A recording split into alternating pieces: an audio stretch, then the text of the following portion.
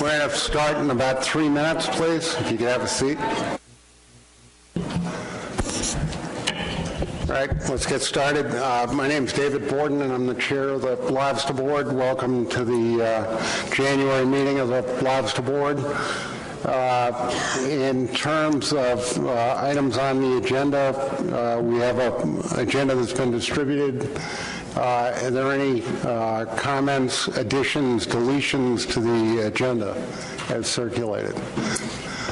I see none, so we'll take the items in the order that they appear. In terms of the proceedings, anyone care to make any comments on the proceedings? No hands up. Any objections to adopting the proceedings as written? No objections. Proceedings stand approved. On the public comment, we have one person signed up, Beth Cassoni. Beth, if you'd like to come up to a microphone. This, Beth, just so you understand, and I think you do, this is for items which are not on the agenda.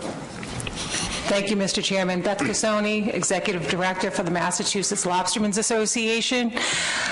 At our annual weekend meeting last weekend, we had the Division of Marine Fisheries give a presentation on the trawl survey data and the importance of it. And historically, there's been significant gear conflicts where trawls tows have been aborted or abandoned completely. And I've tried for the past 5 years to get it across to our active members that this data is important to the stock assessments and that you should really give way to the Gloria Michelle. And the division did a great job. I'd like to thank them for coming and bringing the information forward.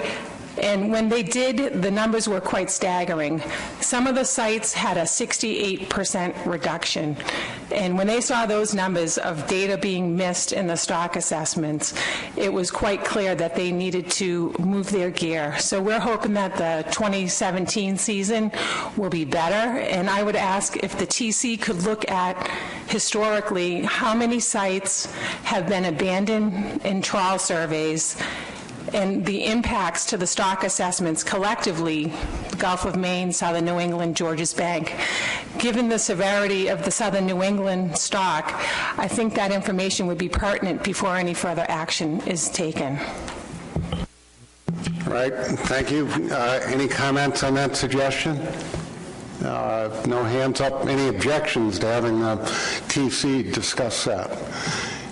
So no objections, then the TC has their first charge of the meeting, which I'm sure they were looking forward to. Okay, so next item on the agenda is Addendum 25. And I think I'm actually going to ask Megan to, we're going to go through the reports, and then I'm going to come back and make a few comments and kind of frame the issues that I think we're going to have to deal with today. Thank you. Megan. Thank you, Mr. Chairman. Today I'll be reviewing draft Addendum 25, which looks to address the stock declines in southern New England. The board first saw this addendum in October, but since that time several changes have been made, and that will be the focus of our discussion today. And the ultimate question for the board is whether the board would like to approve this document for public comment.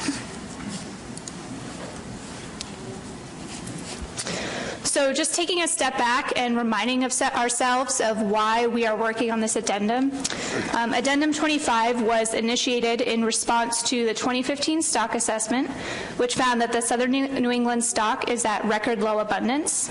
And in response to this information, the board decided that the goal of Addendum 25 is recognizing the impact of climate change on the stock. The goal of Addendum 25 is to respond to the decline of the southern New England stock and its decline in recruitment while preserving a functional portion of the lobster fishery in this area. This is our current timeline for Addendum 25. So today the board is reviewing the document, making any necessary changes, and considering approving it for public comment. If it is approved for public comment, our public comment period would be from February to April 2017. And during this time, we would encourage LCMTs to get together and put together preliminary proposals. At the May board meeting, the board would review the public comment and select management measures. And then about a month later, we would ask LCMTs to submit final proposals on how to meet the targeted increase in egg production. This means at the August meeting, we would review and hopefully approve those LCMT proposals, and this will allow for implementation in 2018. So at the October meeting, the board decided to allow for preliminary comment from industry and state and federal agencies, and we received comments from Massachusetts, Rhode Island, Connecticut, New York, and NOAA Fisheries. We then put together a subcommittee that was comprised of 2 PDT members and 3 board members to review these comments and provide recommendations to the board. And in late December, the board did review and approve these recommended changes to draft Addendum 25. Throughout January, the PDT has worked to incorporate the recommended changes, and I'm going to go through each of the changes that have happened. So this is a list of the editorial changes that were recommended. You'll see almost all of them were included by the PDT. There was one slight alteration to the recommendation that ventless trap survey data be added to the addendum. Instead of adding ventless trap survey data, the PDT added larval survey data. And this was done because the larval survey data has a much more extensive time series, and so it shows the full decline of settlement in southern New England.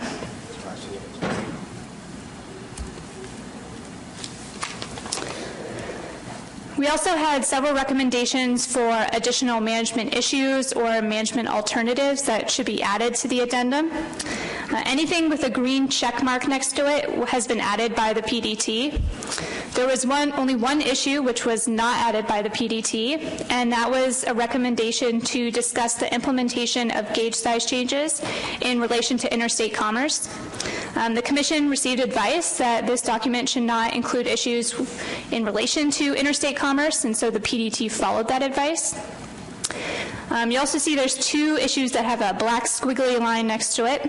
Those have to do with the ongoing trap reductions. And I'm going to kind of take a step here and talk about those in a bit more detail. So as a reminder, LCMAs 2 and 3 are currently going through a series of trap reductions. These were started in 2016, and so any biological implications of these trap reductions were not included in the 2015 stock assessment. So one of the recommendations from the board was that an issue be added which asks whether these areas should receive credit for ongoing trap reductions as a part of this addendum. And in the PDT's discussion of this issue, the PDT decided that really what this issue is asking is what is our baseline for this addendum? Or said another way, what year are we considering current stock status? And that would be the same year from which we're measuring increases in egg production. So the PDT went through the TC's analysis on the various management tools, and all of that analysis depends on data from the 2015 stock assessment.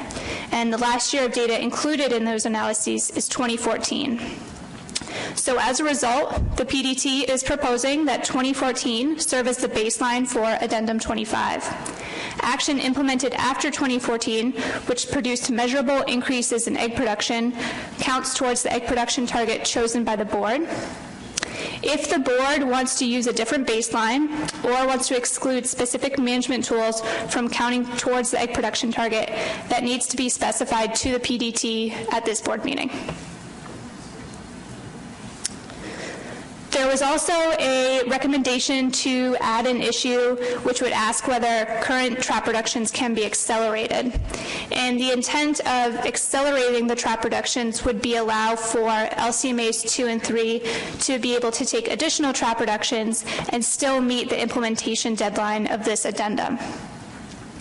So in discussions with staff at ASMFC and the PDT felt that the implementation schedule represents the final deadline for trap reductions. And if LCMAs want to implement trap reductions on a quicker schedule, they have the ability to do so, since again that implementation deadline is really that final deadline. And this is similar to other addenda where there's an implementation deadline and states can always implement something ahead of schedule if they choose. So as a result, the PDT has added a sentence to the addendum which states that ongoing trap reductions can be accelerated to allow LCMAs to take additional action in this addendum and meet the implementation deadline. So I'm now going to go through the issues that are included in the addendum and the associated management alternatives. We do now have 6 issues in this addendum. So the first issue asks what the target increase in egg production should be, and we have options ranging from 0% to 60%, with 0% being our status quo, and the board tasking the PDT to investigate options between 20% and 60%. The second issue asks whether management tools can be used independently to achieve the increase in egg production. And this question is prompted by the fact that there's the greatest confidence in gauge size changes to produce measurable increases in egg production. So option A says that management tools can be used independently. So this means if the board chooses a 20% increase in egg production, an LCMA could decide to use just a season closure to achieve that 20% increase. Under option B, trap reductions and season closures must be used in conjunction with gauge size changes, and trap reductions and season closures cannot account for more than half of the increase in egg production. So going back to that example, again, if the board chooses a 20% increase in egg production, only a 10% increase in egg production could come from trap reductions and season closures. Issue 3 asks how the recreational fishery will be impacted by this addendum. Option A says that the recreational fishery must abide by all management action taken in Addendum 25, so that would include gauge size changes, season closures, and trap reductions. Option B relaxes this a bit and says that the recreational fishery must abide by gauge size changes and season closures. And then option C further relaxes this and says that the recreational fishery must abide by gauge size changes only. And given that the recreational fishery primarily occurs in the summer months, this third option provides an alternative to maintain the recreational fishery should a summer closure be implemented. There is no option which completely exempts the recreational fishery from gauge size changes, and that's because if the recreational fishery is exempted from gauge size changes, then there's the potential to have 2 sets of minimum and maximum sizes, one for the recreational fishery and one for the commercial fishery. And the PDT felt that there might be a lot of enforcement challenges if we have 2 sets of gauge size changes for one area.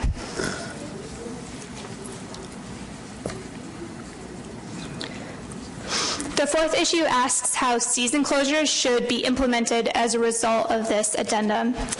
And while removing traps from the water provides the greatest biological benefit to the stock, this issue is complicated by the fact that the lobster and Jonah crab fisheries are now jointly managed. And this means that season closures could negatively impact the Jonah crab fishery. So under option A, lobster traps must be removed from the water, and no lobsters may be harvested during a season closure. Under option B, commercial harvesters would not be allowed to land or possess lobsters, but lobster traps could remain in the water, and species such as whelk or Jonah crab could be harvested during that closure. Option C is kind of a further relaxation of this. So it says that those with the lobster trap allocation cannot land or possess lobsters during a season closure. But lobster traps may remain in the water, and those non-trap gears which are allowed to land lobster under the bycatch limit can continue to do so. And just as a reminder, there's 100 lobster per day, 500 lobster per trip bycatch allowance, and this also includes black sea bass pots. So those gear types would be allowed to continue to land under a season closure. You also notice that there are sub-options under each of the options A, B, and C. And these sub-options ask whether the most restrictive rule should apply to seas enclosures. And the reason this is prompted is that, for example, if Area 2 implements a seas enclosure in Quarter 1 and Area 3 implements a seas enclosure in Quarter 2, that means that an Area 2-3 dual permit holder would not be allowed to fish for the first half of the year under the most restrictive rule. And so sub-option 2 provides an option where the most restrictive rule would not apply. So again, that if we have that 2-3 dual permit holder and Area 2 implements a seas enclosure in Quarter 1, that fisherman could continue to fish in Area 3 during Quarter 1.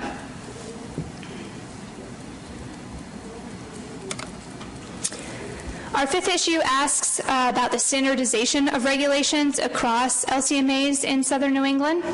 And just as a reminder, the TC, or the board did ask the TC to weigh in on this option, and the TC stated that while standardized regulations may help with the enforcement of regulations as well as the stock assessment process, it would likely create clear winners and losers in the fishery. Option A is our status quo, so regulations would not have to be uniform across LCMAs. Under Option B, gauge size changes and seas enclosures would be uniform across LCMAs 4 and 5. And in Option C, gauge size changes and seas enclosures would be uniform across LCMAs 2, 4, 5, and 6. Our last issue is where in LCMA 3 the management measures adopted in this addendum should apply. And this question is prompted by the fact that Area 3 spans both the southern New England stock and the Gulf of Maine Georges Bank stock, and really the intent of this addendum is to address the declines in southern New England. Under Option A, that would be our status quo, so we would maintain Area 3 as a single area, and any management action taken in this addendum would apply throughout Area 3.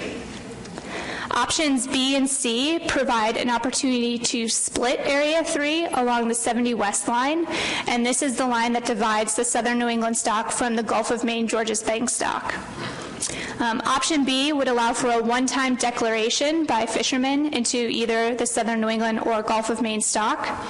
And Option C would provide a bit more flexibility to fishermen by allowing for an annual declaration. And a fisherman can either annually declare into the Gulf of Maine stock and not be subject to any gauge size changes or seas enclosures, or that fisherman can declare into the southern New England stock but be able to fish throughout Area 3 but be constrained to the more restrictive management measures. So just to kind of show this for those who are also visual learners, we have a map up here. We have a red solid line that represents the 70 West line, and that splits the Gulf of Maine stock from the southern New England stock. Under Options B and C, we would split Area 3, which is the lighter blue color, and fishermen could declare either one time or annually into either of those stocks. We would amend trap tags to either add an E or a W, and that would signify to law enforcement where those traps are allowed to be fished, and hopefully that would help with the enforcement of these different regulations.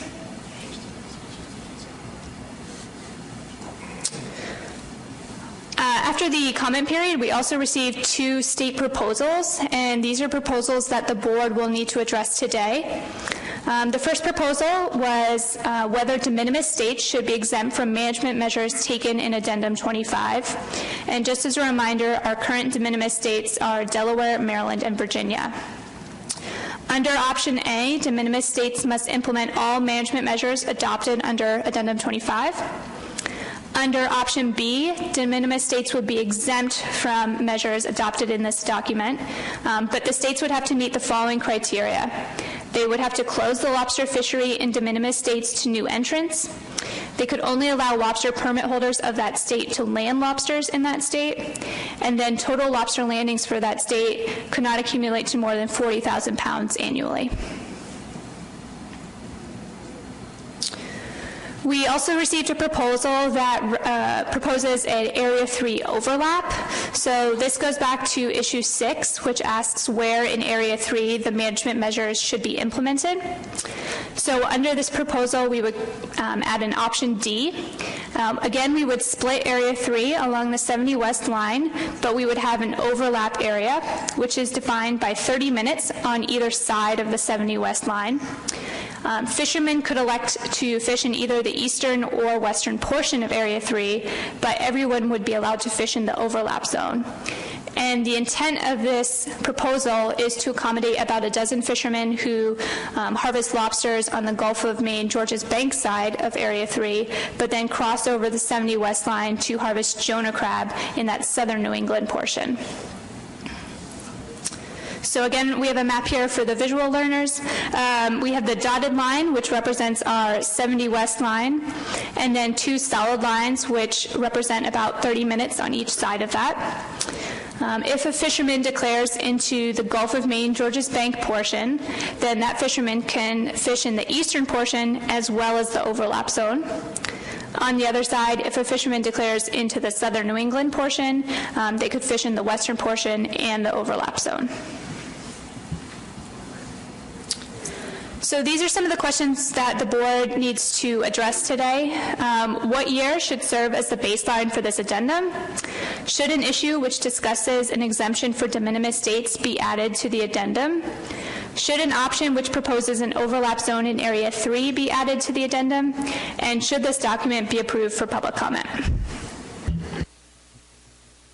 Thank you, Megan. What I would like to do at this point is to take questions on the addendum, and then I'd like to deal with the issue of de minimis, the overlap zone, and the baseline separately. I think all of those will require motions because all of those suggestions came in after the deadline, so I think it's appropriate to do it via motion or at least by consensus if we have consensus. So let's start. I'd ask individuals to not well, actually, you can ask any questions you want, but let's not get into a debate of personal preferences and so forth at this point.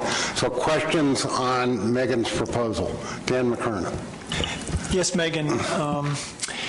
You mentioned that for the Area 3 fleet, there would be an option to fish east or west, and you would declare that at the prior to the year. I don't see a same option for what you described earlier as dual permit holders, somebody who had an Area 2 and Area 3 allocation. Wouldn't it make sense to give that vessel that same kind of option, saying for this year I'm going to be an Area 3 boat or an Area 2 boat and live by the whatever rule they chose? So I don't think it's in the document, or if it is, it wasn't presented that way. Yeah, we can clarify that it would apply to dual permit holders as well. So they could declare at permit renewal time whether they wanted to sort of surrender for the season the right to fish in one of the two areas if they had multiple LCMA trap allocations. Yeah, I think the intent is anyone who holds an Area 3 permit would be able to declare either one time or annually, depending on the option chosen. Other questions for Megan? Doug. Just on that picture that you have up there, clearly the overlap on that picture goes up into Area 1, and I assume that's just a product of not being able to cut it off at Cape Cod, correct? That's just my poor painting skills, yes. Mark Gibson. Thank you, Mr. Chairman. Again, I just want to be clear the board has had a number of disagreements about the merits of trap reductions in terms of reducing exploitation. There have been counterpoints raised in written testimony from industry. I just want to make sure that the way the action is written right now, there is an option for trap reductions after the baseline period to be determined that could count independently against the exploitation reductions. They could be combined with other factors, but there is an option for them to stand independent. Thank you. Megan? Yes, that is an option in the document. Other questions? Anyone? Peter? And then Emerson? Yes, thank you, Mr. Chairman. I'm just curious about the overlap proposal and wondering if the Law Enforcement Committee had a chance to consider that and discuss any issues that might come up with respect to enforcing those management measures. And I know that the document talks about consistency and the options for consistency throughout the area, so I'm a little confused about how this option would fit in. Go ahead. So the Law Enforcement Committee has not had a chance to review that, so that would have to be during the public comment process. Emerson?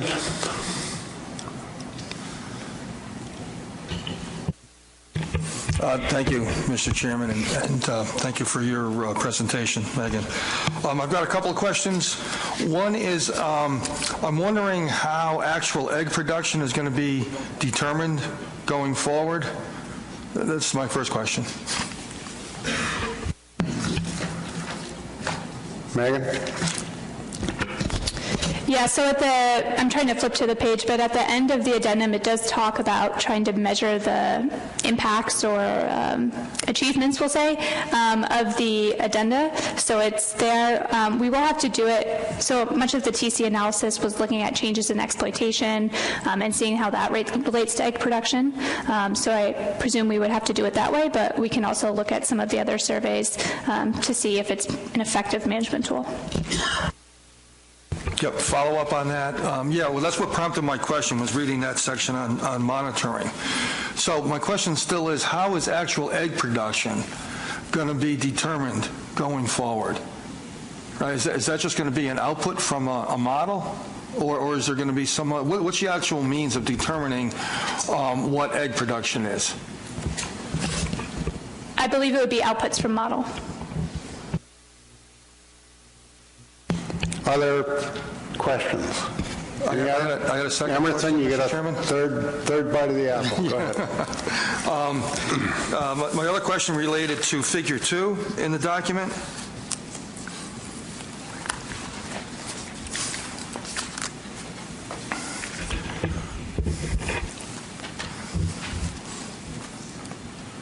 Which is a little confusing. So I have two questions relative to that figure.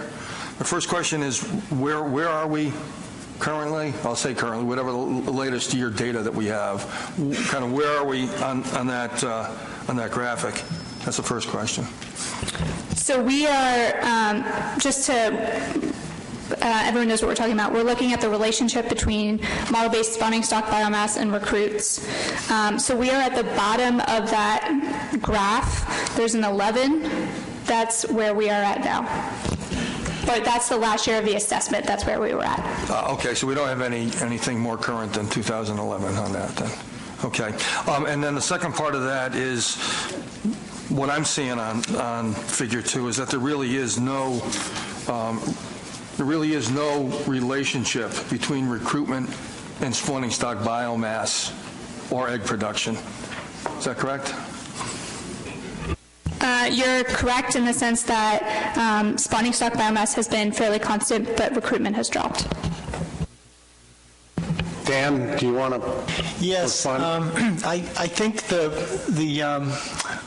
overlap zone might be an error. I think it's supposed to be drawn at the 70 line and go on either side of the 70 line, but as Megan, I think as you've drawn it, it's west of that. So just so we're clear.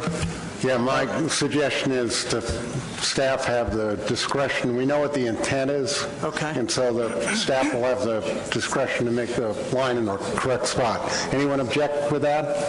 If not, Emerson, back on your question. Do you want to follow up on that or get a response to it? On what Dan just raised? No, on Figure 2. You had two questions. Oh, yes, yes, and I asked both of those. Yeah, okay. Yes, but I have another question, but I don't want to dominate this conversation. So if you want to come back to me later after everybody else has asked questions, I'll be happy with that. Any other questions? Peter, did you get? Thanks, Mr. Chairman. I was going to bring this issue up when we talked about the plan development team report on the trap reductions, but since Emerson brought it up, I thought it makes a good point, and if we're just going to be talking about this addendum and with respect to those questions that were on the previous slide, then I think we should begin the discussion on some of the management options that are offered in the addendum. And I was just curious, in one of these options, I think Emerson made the point of how are we going to quantify egg production. I think that's a very, very good question. We've got two measures here. We've got seasonal closures and gauge increases that have a fairly good way to be measured, and the technical committee has felt very confident in being able to measure egg production based on those two things. Not so much with trap reductions. And so I'm looking at the management options in the addendum that look at, and I think it's section 2. And so would those be predicated on active trap reductions, or would it be something else? And would they be permanent active reductions? Because keep in mind that the technical committee's assessment assumes that you get a 13% reduction in production in egg production with a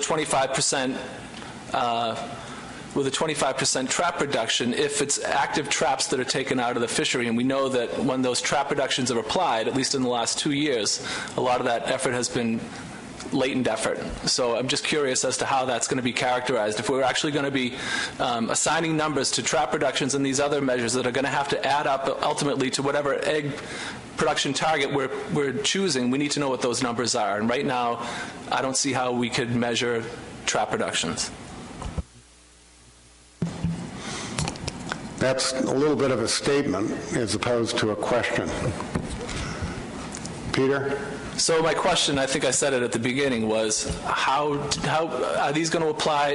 Do these management options, are they going to apply to active traps?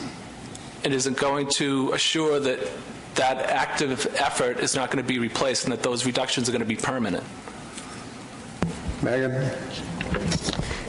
Right now, the trap reductions are written to apply to total trap allocations. And how is the analysis, trap production analysis done?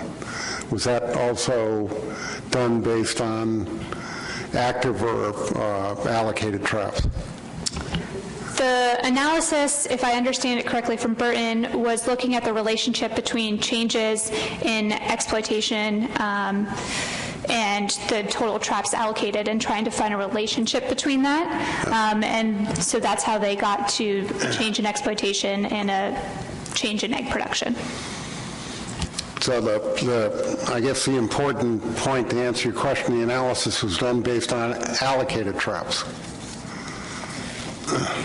Peter? We're going to save the debate. If you get questions, we'll take the questions, but I'm going to come around to the debate point. Mark?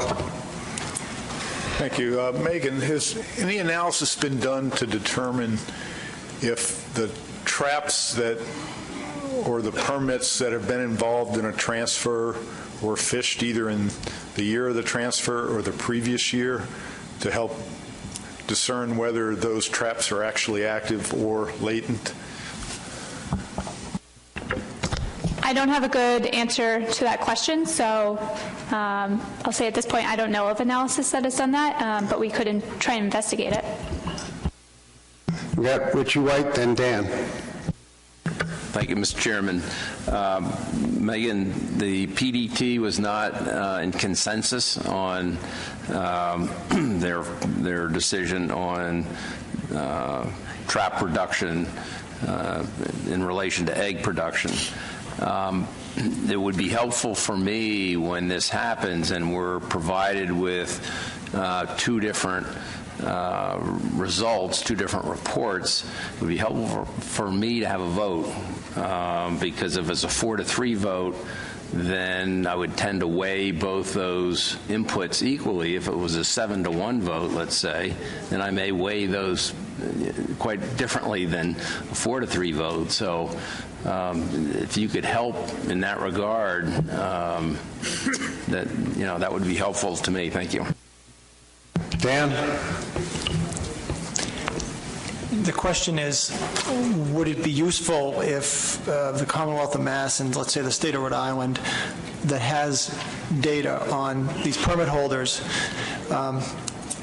tabulate the number of permits, the number of maximum traps fished, and the number of trap hauls in advance of the final action in May so that we can put this issue to rest? I understand the concerns that reducing allocated traps doesn't actually save lobsters if there's a lot of compensation going on, but the big trap cut was last year, and we are just now getting the catch reports in and so that we can tabulate the net result of all of that. So I'm pledging to this board that we will, Massachusetts, deliver on that question, and maybe that would put the question at least to rest to some degree.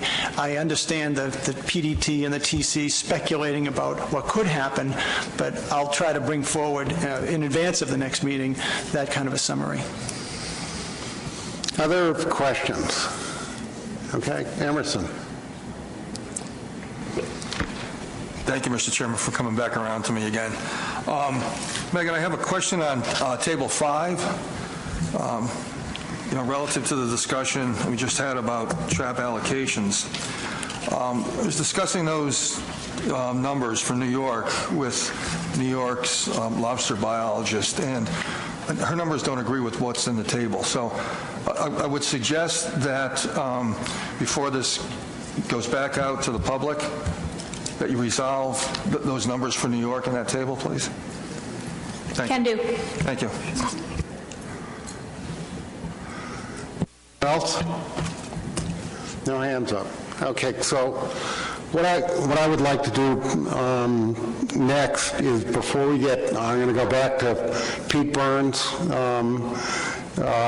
eventually, but what I would like to do is have a discussion on the issues that came in after the deadline, which is de minimis and the overlap area for number 3 and the baseline. We have to answer the questions on these, and then I think we can go back, have a debate on the overall addendum. We'll know what, if any, additional items will be added to the addendum, and then we can actually have a vote on whether or not to proceed to public hearing. So I'd like to take the first issue, which is de minimis, and I'm going to recognize John Clark. Thank you, Mr. Chair. In conjunction with Mike Luisi of Maryland and Joe Cimino in Virginia, we put together this proposal for de minimis for our states because, as we stated in the proposal, as included in the meeting materials, we have very small lobster fisheries in our states, and it's getting to the point that the administrative burden of allowing these fisheries to go forward, when I jokingly refer to it sometimes as almost concierge management, when we only have 2 lobstermen in the state, and the state is putting in all this effort to make sure all these regulations are in place. So we thought that as long as we follow the guidelines as stated in Amendment 3 which is the amendment we're working under for American lobster, and we're sure to not exceed the de minimis limit as put in Amendment 3, that if our states were exempted from these new regulations, that we could still ensure that our insignificant lobster fisheries would not grow. We would not be an attractive situation to other states because we'd limit it only to the lobstermen we already have in our states. And as stated, the de minimis level is clear in the amendment, 40,000 pounds. If we exceeded that, if we did not follow through on the other parts of this, we would not be eligible for this option, but we were hoping that the board would see fit to grant us this de minimis. And in addition, as has been pointed out during the technical committee presentations, down at our end of the range, it's probably pretty doubtful that we're having that much impact on the stock anyhow, given the water temperatures and all. So for those reasons, we hope the board can put this de minimis option into the addendum. Thank you. Mike, do you want to follow along on that? No? Okay. Any questions for John on the de minimis proposal with that explanation? Peter? Yeah, thank you, Mr. Chairman. Yeah, just curious if, is there a status quo option that goes along with that would allow it? I thought when I saw it up there, it was just 2 options for de minimis. Yeah, I mean, status quo in the sense that we would have to follow all the other management requirements of the addendum. So that would be the status quo, is that our 3 states would have to implement all the management measures of the addendum, and then the second option that we would like to include would be one that would exclude us from the new management options. Any further questions? So no hands up. Any objections to including this in the addendum? And obviously this is for public comment, and we'll get comment from not only all the states but the federal agency on the issue. Dan? I think I object to it, and it's because this is reminiscent of what we just went through with Jonah crabs, where, as I understand it, it's essentially a fishery prosecuted in federal waters. And so you would have fishermen from a few states that are going to have different rules based on their state of landing. So the time is now for NIMS to speak up to whether or not this would be inconsistent under the federal standards for regulating fishing activity in the EZ. As I understand it, the request is not concerning necessarily catches in their state waters, but it's in their state ports. Yeah, I mean, to that, I won't put the NOAA staff on point on that, but I'm happy to entertain any comments they want to make. Normally what NOAA has done on an issue like this is they look at the item after it's been written out in detail, and they listen to the comments that are made, and then they submit written guidance on it. So what my expectation would be that NOAA would handle it in a similar manner, but if someone on the NOAA staff wants to answer the question that was asked, I'll certainly recognize you. Peter? Right, just to clarify, the states can go ahead and they can, if they're de minimis and they're exempt from implementing the regulations, then that would only apply to their state waters. But we would, I'm sure, be asked by the board, by the commission, to implement complementary management measures for Addendum 25 in federal waters. So if those folks in those states, fishermen from those states with federal permits, would be subject to those federal restrictions if they're more restrictive than the state ones. All right, so I'll go back and ask the same question, and if we have objections, I'm going to ask for a motion on the issue. Is there anyone at the table who wants to object to including this proposal in the public hearing document? Emerson, you're objecting?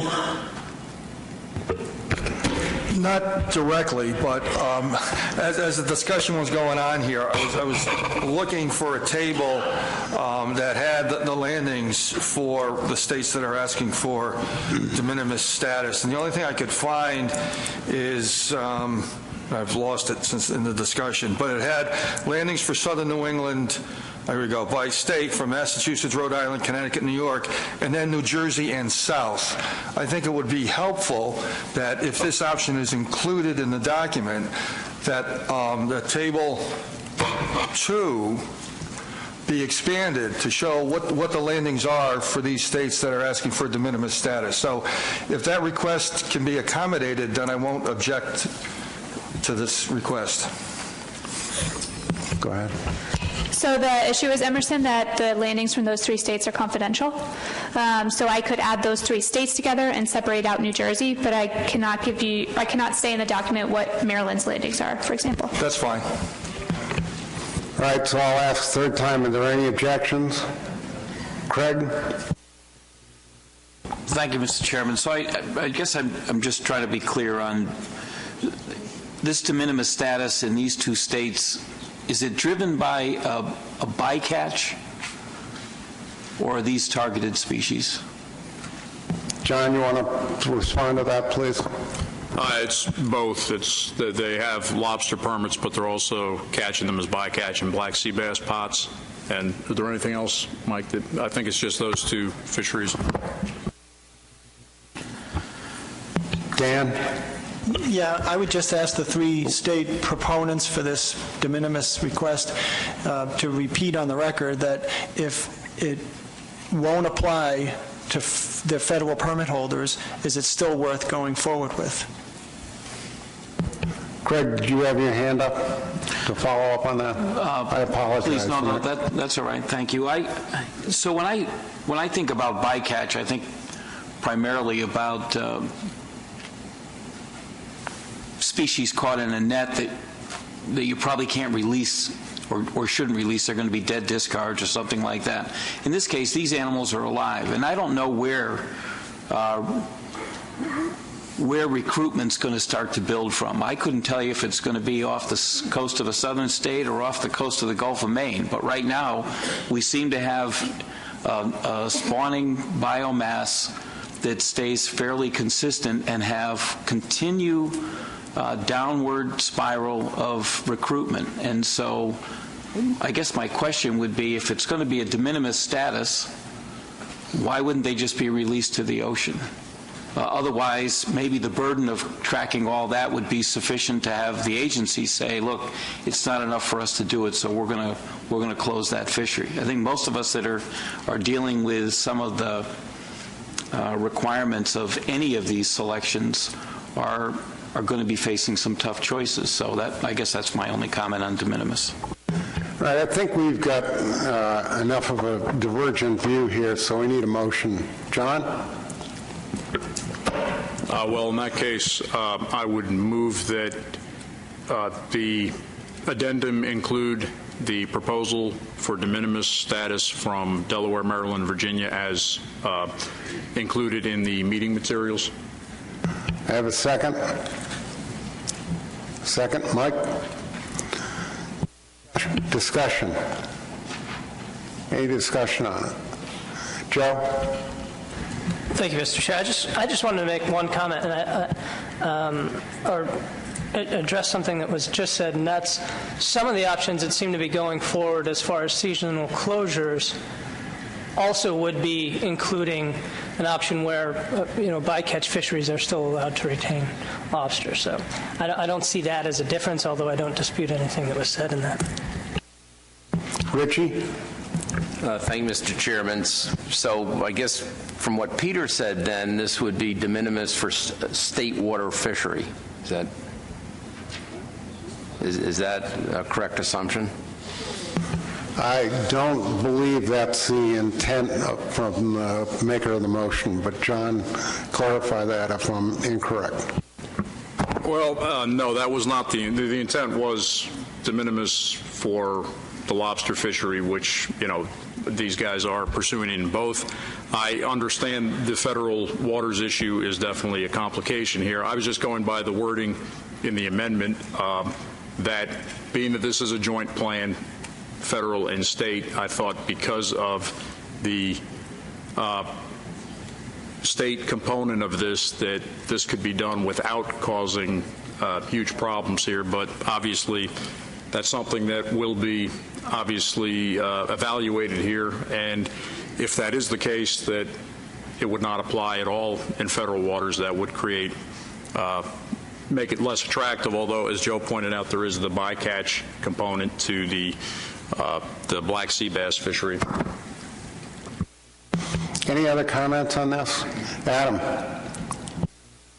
Just what I believe is a clarification perfection. I don't believe this is a proposal for de minimis status, as that already exists. I think this is a proposal for the de minimis states, as I believe it is.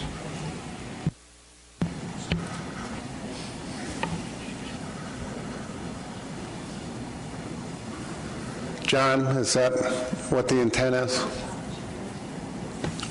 to Adam's point? No? I'm not. I believe that covers it. Okay. Any other questions on this? Dan, you got your hand up? Well, I guess I'm really concerned that we're going to have a lot of questions when this public hearing document goes out.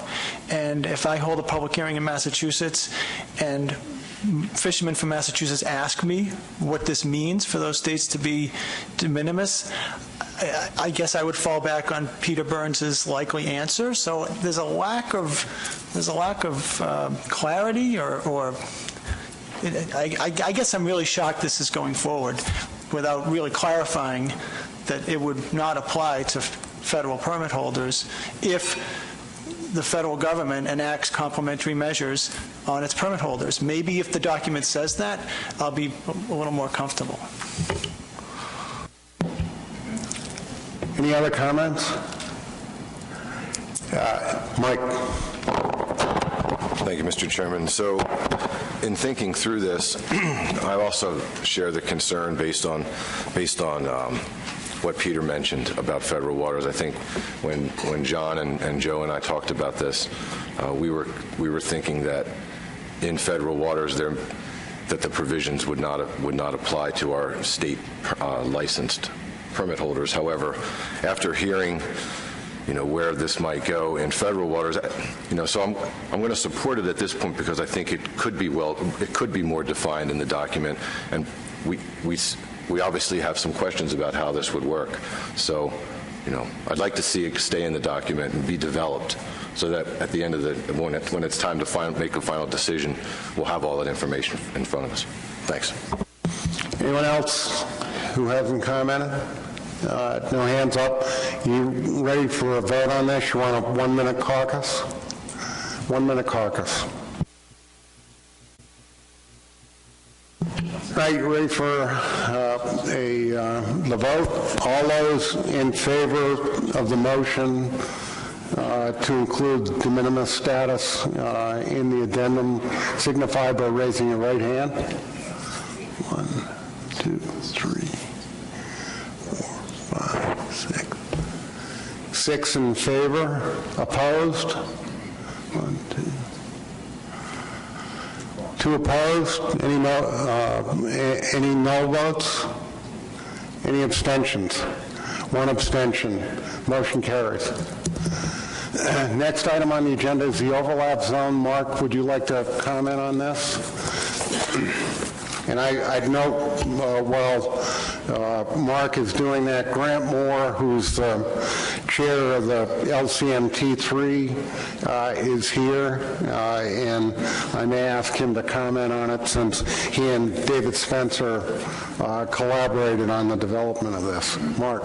Yes, thank you, Mr. Chairman. I would like to move that under the issue of the boundary line in Area 3 between Georges Bank and Southern New England, that the 70 line with overlap zone as described today, or as perfected today, be included in the addendum. Is there a second? We'll wait until we get the motion on the board before I call for a second so you can see what it is. Mark, could you please repeat the motion? I'll try. I may not get the words the same. With regard to the boundary line on Area 3 between Georges Bank and Southern New England, that the 70 line with overlap zone alternative be added to the addendum.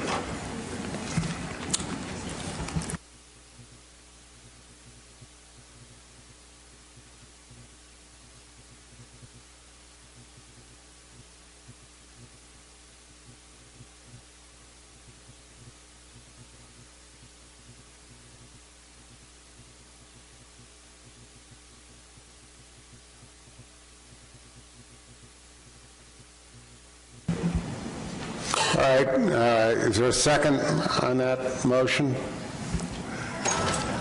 Pat Kelleher, discussion. Mark, you want to comment on this further? I would just comment that it was strongly endorsed by the industry as deemed necessary to avoid conflicts out there in spatially stratified fishery. Grant, would you mind coming to the microphone? You can use that microphone right in front of you and just explain the basis for this. And then I'll take questions, and then we'll get into the debate on the issue. Thank you, Mr. Chairman. The purpose, the industry sat down and basically, with a sharp 70-degree line, there was a big concern with shift in effort with some of the western fisheries, thinking that if they were going to draw a firm line, that they would definitely move their effort to the eastern side of 70 degrees. The reality of this is that there are probably 8 to 10 boats that are affected that fish either side of this line, and some of the fishermen are lobstering on the east side, but they're fishing for crabs on the west side. So by basically putting this 30-degree buffer on either side of the line and treating it like the Area 2-3 overlap, it is a solution that is going to basically solve the problem of fishermen feeling like they're being displaced and feeling like they're going to have to relocate. So by adopting this measure, we're really going to be, I believe, giving the fishermen an opportunity to continue their practices while still adhering to new regulations in southern New England. Thank you. All right. Any questions for either Mark or Grant? Questions? Mark. My question is not directly related to the overlap zone, but I'm looking in the addendum on page 28 under option B. The last sentence there says, season closures and gauge size increases that are implemented as a result of this addendum would not apply to fishermen who elect to fish exclusively in the eastern portion of LMA 3. So essentially, aside from whatever reductions in traps that may be claimed there, they're not implementing any other measures to address egg production? Megan, if you'd like to answer that, what's the intent? Yeah, so the intent of splitting Area 3 is the fact that it spans both the Gulf of Maine, Georges Bank stock, and the Southern New England stock.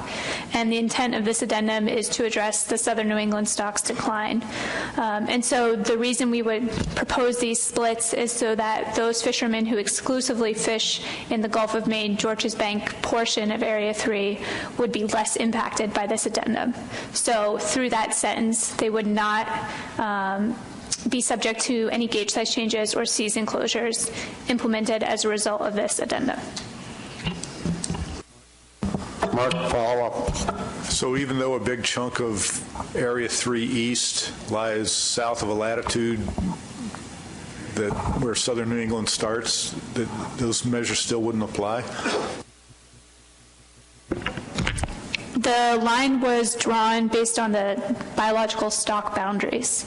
So the boundary between the Georges Bank stock and the Southern New England stock. Okay, thank you. Any other questions for Mark or Grant? Adam?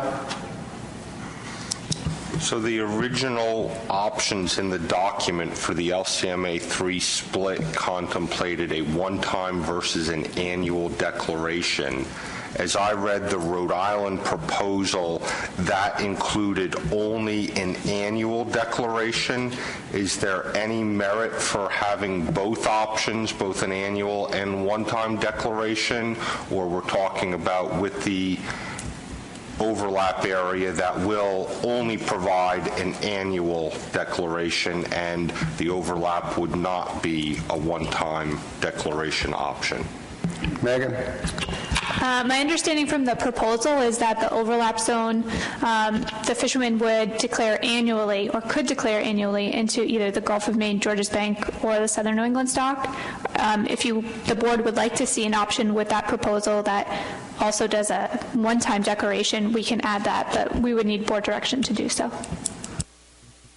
Any other questions? Thank you very much, Grant. Peter. Thank you, Mr. Chairman. There's just a lot to this, and it's fairly new, and I don't think there's really been any analysis on this. I know I really appreciate Grant's comments on this and addresses the number of vessels that are involved.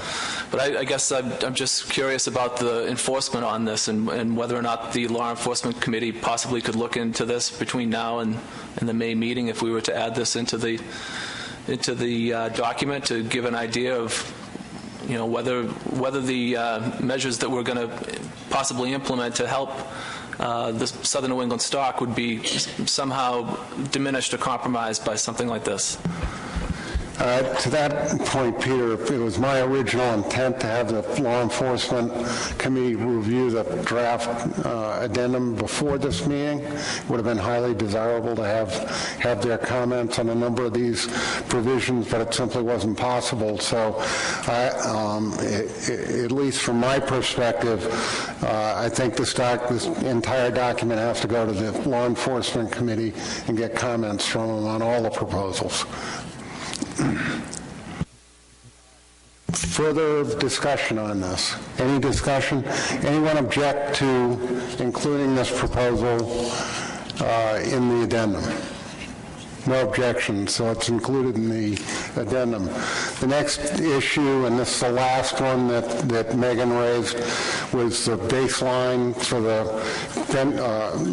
baseline for the analysis, and what the PDT and Megan have suggested is the benchmark stock assessment be the baseline for it. So comments or questions on that? Mark Gibson. Thank you, Mr. Chairman. The recommendation was for 2014, which is the terminal data year. I just want to make sure there's clarity on there's a difference between the calendar year, the lobster fishing year, what the last bit of data is, which I think is the fall trawl survey. So are we talking about fall of 2014? What do we mean by 2014? I just want to make sure before I make a motion or someone else does. Megan? I think it would be the fall 2014 data, and we can clarify that. But so the assessment, the terminal year is 2013, but it includes data from 2014 to stabilize that final year. So that's the end of the last bit of data that we're including as part of the assessment. Are you suggesting that some language to that effect be included in the addendum, whatever was the terminal year? Yeah, I think we're calling it the terminal data year for the stock assessment. But that could, I don't know if that means different things relative to the lobster catch year or the survey year. But I guess the point is just to make sure there's clarity on that. Any objections to doing that? No objections. Okay, so comments on this baseline issue. You've heard the recommendation from both the PDT and the staff on this. Any objections to including that? No objections, so it's adopted by consensus. Okay, so now what I want to do is go back to the Addendum 25. Essentially, now you have a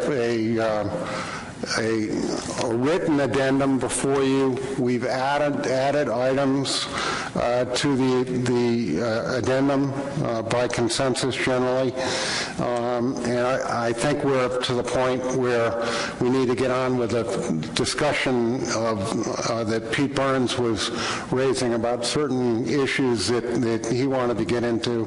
So Peter, I'm going to come back and recognize you, and then after I take a few statements, I'm going to ask for a motion to send this addendum out to public hearing. I've asked staff to draft a motion to do that, just for clarity purpose. So let's take any statements that individuals want to make. Peter. Thank you, Mr. Chairman. This is a very comprehensive document. It's a much different document than the one that we looked at in October. That document, as you remember, was the initial version from the plan development team that set the boundaries for our next stage in Southern New England management, and included gauge increases, trap reductions, and seasonal closures, and requiring all the measures to be tied to a gauge increase. We've gone back out to public comment. We've received lots of comments, and now we've got a very complicated and a lot more, I guess, maybe comprehensive document, and a lot of different ways to look at this. But I think one of the things we have to think about moving forward is that we need to come up with a number here. We need, ultimately, what we're going to be deciding on in May is a % egg production target, whether it's 0 or 60% or somewhere in between. All of these measures cobbled together are going to have to equal that number. We have some fairly good analysis from the technical committee and about the ability to measure seasonal closures and gauge increases and their ability to improve egg production.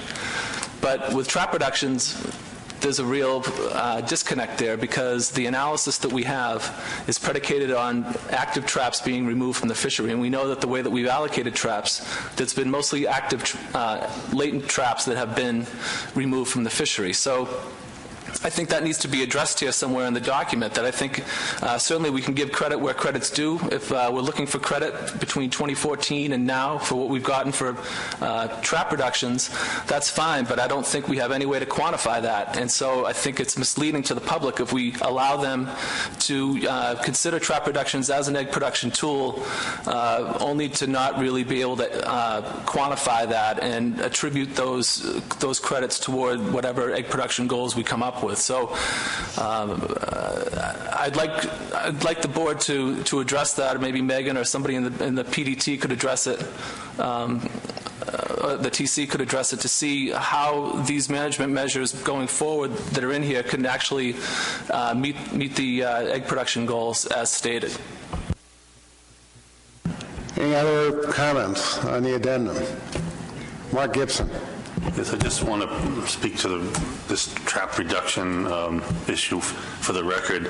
And the reason, Rhode Island staff engaged this issue prior to the technical committee and the PDT, and we specifically used what's called a saturating type curve to describe this relationship, because we recognized prior to board comment and prior to technical committee input, the relationship would be nonlinear, and there would be factors that would prevent that linearity from emerging. So we specifically used a saturating curve, which is designed to accommodate and explicitly recognize those issues that have been repeatedly raised at the board and by the technical committee. We believe that so much attrition has occurred by any measure, whether it's allocated traps, whether it's trap tags issued, whether it's pot-hauls computed from landings in industry CPUE from the sea sampling program, or just looking out my window over the past 15 years, there's enormous attrition has happened. We believe we have cut through that saturation point of the curve and are now in a position where trap cuts, whether you're talking about allocated ones or active ones, the effort is going down now at a place where we're going to be on that what we call the descending limb of the saturation curve. So I just wanted to put that on there for the record. Thank you. Other comments on this? Dan? I agree with Mark, and over the next month and a half, 2 months, I think we have an opportunity to demonstrate what has been the effect of the effort control plan, and I think if we can do that, it will lend credibility to the proposal, or it may do the opposite, but I think the data will reveal.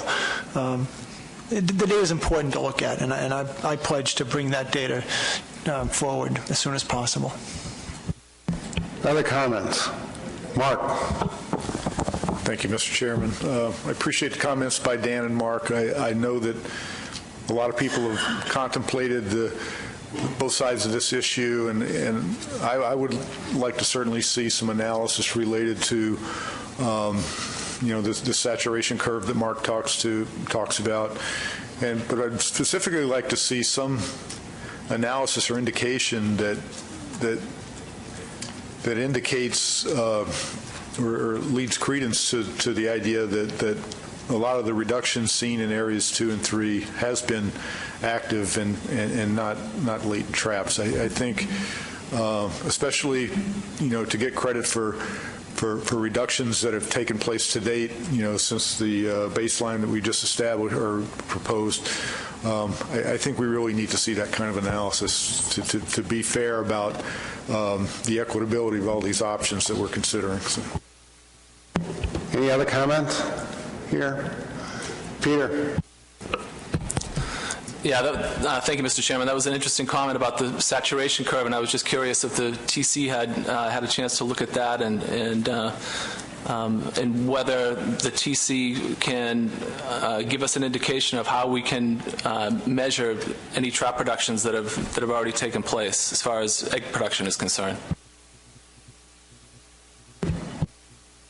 Any other hands up on this? Eric? Thank you, Mr. Chairman. I just want to remind the board that this is a public hearing document for public comment, and I think we're having a lot of public comment before the document even goes out to the public. Trap reduction was a proactive measure by industry, and I think that should be acknowledged moving forward. And you've already got several people acknowledging and stating that they will provide the data as it becomes available. So I just want everybody to remember this is a public hearing document, and we should have as many options for consideration as possible. Anyone else care to comment? Doug Grubb. Thank you, Mr. Chair. Maybe I missed it, but I thought Peter Burns had just specifically asked a question if that saturation curve analysis that Rhode Island had used had been put before the TC for analysis. Maybe there was a nod that I missed. If it hasn't, then I would recommend that be put forward to the technical committee for analysis between now and the time that we make a final decision on this. And if the state of Rhode Island would be willing to put that forward to the technical committee, I think it would help us in our decision. Mark? Yes, I believe it's already gone to the technical committee, and I believe that Burton's work, which generates the 2513 number or whatever it is, 25% reduction in traps, doesn't yield a 25% reduction in exploitation. It dropped to 13 because he's using a saturation type curve. So the the non-linearity or the linearity is just starting to emerge. So I believe that's already been before the technical committee, and those are the numbers that come out of it. Doug, do you want to follow up on that?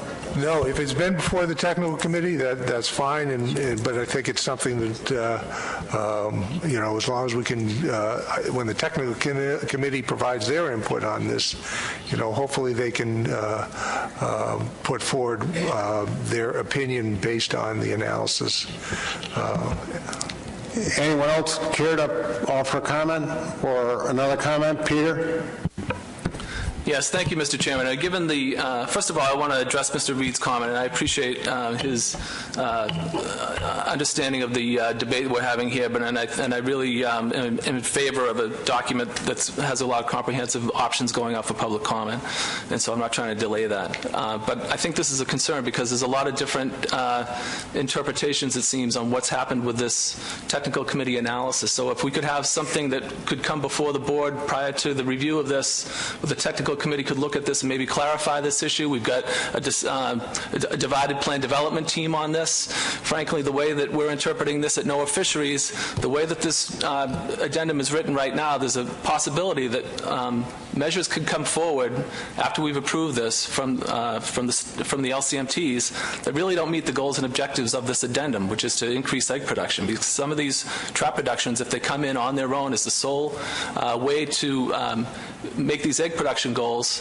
If we're looking at this information loosely, it could mean that there could be basically no action, and we could meet the goal that's chosen. So I've got some concerns with that.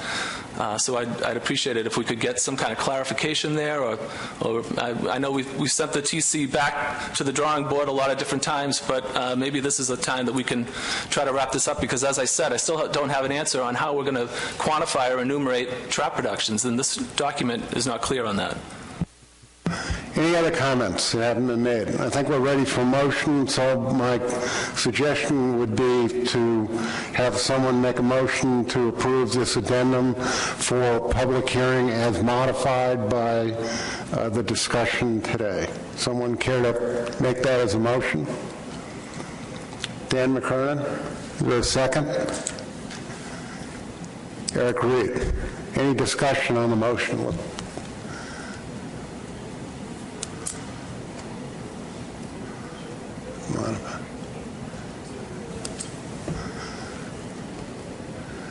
Motion to approve the addendum for public hearing.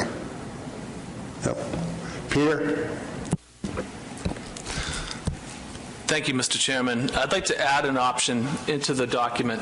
If this is the appropriate time, I missed my chance before you asked for a motion to approve the addendum.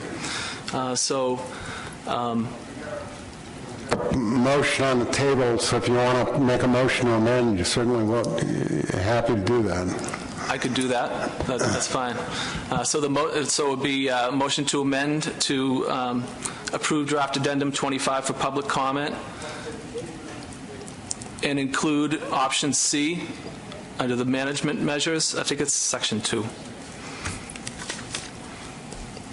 That would state gauge size changes and season closures used together or independently.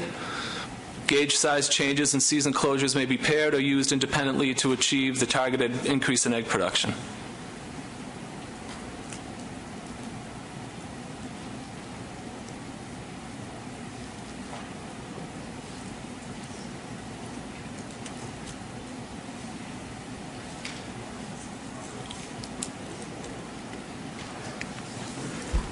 And I'm not sure if it's section 2. I'm sorry, I don't have the document right in front of me. So is there a second to this motion? Richie White. Discussion on the motion to amend. Any discussion on it? No hands up. Peter? Yeah, so just to clarify, thank you, Mr. Chairman. This just gives us 1/3 option. The first option allows for independent use of all 3 management measures. The second one requires them to be tied to a gauge increase. This one just allows either gauge increases or seasonal closures to be used either together or independently, and this could be useful to the public considering the controversiality of the egg production issue, the trap production issue, excuse me. Mark Gibson. Thank you. Just to the maker of the motion, would this option, if adopted, then preclude trap reductions from being used to calculate egg production increases? Yeah. Yes, trap reductions wouldn't be included in this if this motion was selected. And I think the point that I'm trying to make is that I think trap reductions have a place in our management program. They have for quite some time, but in a lot of ways they were never intended to achieve egg production benefits. And the reason we had them in Addendum 18 wasn't to achieve any kind of fishing mortality reduction or any kind of egg production. It was to right-size the industry because we knew that it was rife with latent effort. And so at least this way, we have some way that we can look at something else. So I think if there's credit to be given for trap reductions, then that's fine. And that's what my questions were intended to get today, was what those numbers are and how we'd come to get that. But I never got an answer. Anyone else on the motion to amend? You ready for the question? We'll take 1-minute caucus on the motion to amend. All right, you ready for the question? This is on the motion to amend. Motion to amend to approve draft addendum 25 for public comment, including an option C under section 2 that gauge size changes and season closures may be used either together or independently to achieve egg production increases. Motion by Peter Burns, second by Richie White. You ready for the question? All in favor of the motion to amend signify by raising your right hand. 1, 2, 3, 4, 6, 7, 8. 9 in favor. Opposed? 1 opposed. 2 opposed. Any no votes? None. Any abstentions? 1 abstention. Motion carries. So you're back on the amended main motion. You ready for the question, Emerson? After the board has discussed this, if anybody needs to discuss this, I'm wondering if we could go to the audience to see if there's any comments from the audience. Yeah, that actually is, I'm glad you mentioned that. Anyone in the audience care to comment on this? No hands up. Yes, sir. If you could come up to a microphone, please. At the table, identify yourself.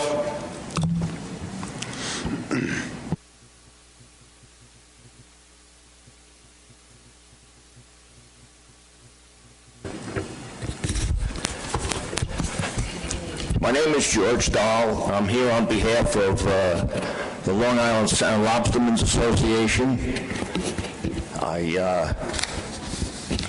I do have to say that this addendum, the document, is quite impressive and obviously took a lot of hard work to produce. Unfortunately, there are some items in there that our members disagree with. First of all, in the executive summary, it states that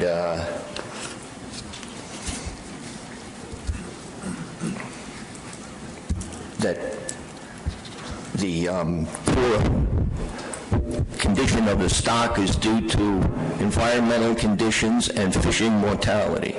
It implies that each thing is of equal, and we find that environmental conditions are way more important than fishing mortality. And if the document also states that in certain that environmental conditions are, in our case, that we should rebuild or have increased egg production in case the environmental conditions get better so that the lobsters can survive. And my comments are just from Long Island Sound. What good is penalizing the fishermen with more restrictions if the environmental conditions are not good enough for the lobster population to survive? We also continue to disagree with Long Island Sound being lumped together in Area 3. Long Island Sound is, there are things happening in Long Island Sound that are not being recognized. We have, in the last few years, seen a tremendous increase in the stock. The data that you're using, I believe, is from, the latest is 2013 or 14. In 2014, we implemented a closed season. I have never heard of any of the results, from that closed season. Any of the, has it achieved what it was supposed to? All we hear is that there are more regulations coming on top. We never hear what the results of all the things that we have already done. In the executive summary, you had 6 items. Increase egg production, new management tools, impacts to the Jonah crab fishery, uniform management measures, and LCM3, something to do with LCM3, and also the effects of these measures on the recreational fishery. I'm astounded that in the executive summary, there is not the impacts of these regulations on the commercial fishery. And also uniform management measures across the whole of southern New England, we again believe that Long Island Sound is a special place and it should be treated as such. I ask you to conclude your comments. Okay, I can understand that data is hard to collect and everything, but there's we have joined with this Fisheries Observer program. I don't really know at this time who gets the data from that, but they've been out on lobster boats in Long Island Sound and taken brand new data. I had a survey that they took, and I was bringing it here, and then I realized that it's in some kind of a code, which they have not told me how to read the stuff. I believe that new data in Long Island Sound should be considered for any of these management measures. That's it. Thanks. Thank you very much. Anyone else? Beth? Anyone else after Beth that wants to speak from the audience? Beth Cassoni, Executive Director, Massachusetts Lobstermen's Association. Thank you, Mr. Chairman. As you can imagine, several of our members in Area 2, Massachusetts and Rhode Island, have been trying to stay whole and to not give credit to the trap reductions for part of this fishing mortality is detrimental to the industry for buy-in. I mean, the fishermen are scrambling to stay whole, and when there's so few of them left, who are they going to get their trap tags from? One of our members, and I jokingly say he's looking at his father like, okay, Dad, when can I have your allocation? Because further trap reductions are just going to be pitting fishermen against fishermen. And it's an industry-funded buyout. And to do the economics, I mean, $30,000 or $40,000 to stay whole in an industry that is collapsing. In Massachusetts, there's about 35 fishermen. So to take that off the table for the past year's reductions and to accelerate it, how are they going to stay whole with another 25% reduction? Thank you. All right, back to the board. Craig, you had your hand up.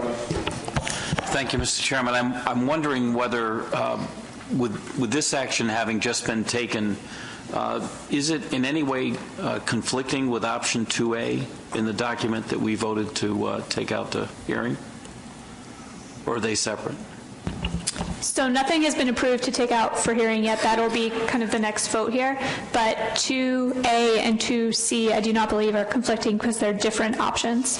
So you can either choose to have trap reductions, season closures, and gauge size changes used independently, which would be option A, or you can have gauge size changes and season closures be used independently, which would be option C.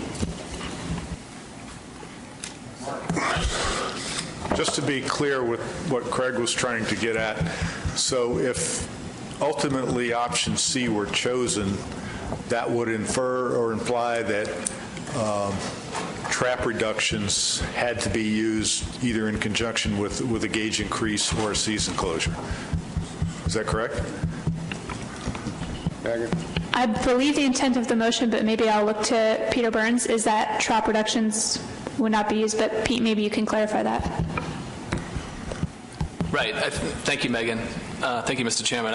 This option C is an alternative to the other two options because it does not include trap reductions. But there would still be option B that allows trap reductions and seasonal closures to be used in conjunction with a gauge increase, or option A that allows the three to be used either together or independently.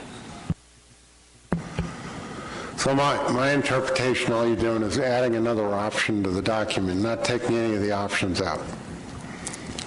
Okay, but Mark? Thank you. But if this were to be chosen, it would take trap reductions off the table entirely? Or would it just say that trap reductions have to be used with some other measure? I believe so we're just trying to add, the board is considering adding an option right now, and that option would only look at season closures and gauge size changes. Final action in May would decide which option is ultimately chosen by the board. Any other discussion on the motion? Are you ready for the question? 30-second caucus.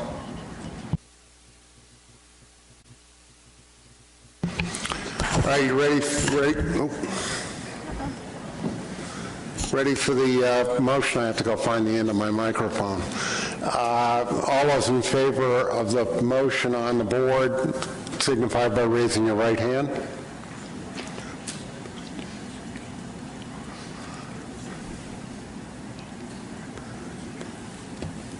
In favor, 11 in favor, no votes. Anyone opposed? Any abstentions? One abstention, any no votes? Motion carries. Excuse me for a second.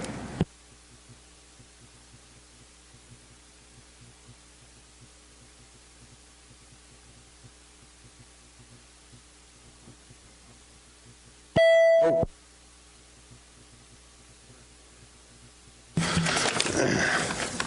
All right, so the next item on the agenda is a technical committee report. And I, just by way of introduction, last board meeting, Pat Kelleher made a motion which passed requesting the technical committee to look at the changing stock conditions in the Gulf of Maine and look at a whole number of different parameters and then bring some recommendations back to us. Kathleen Reardon from Maine DMR is new chair of the technical committee. Congratulations.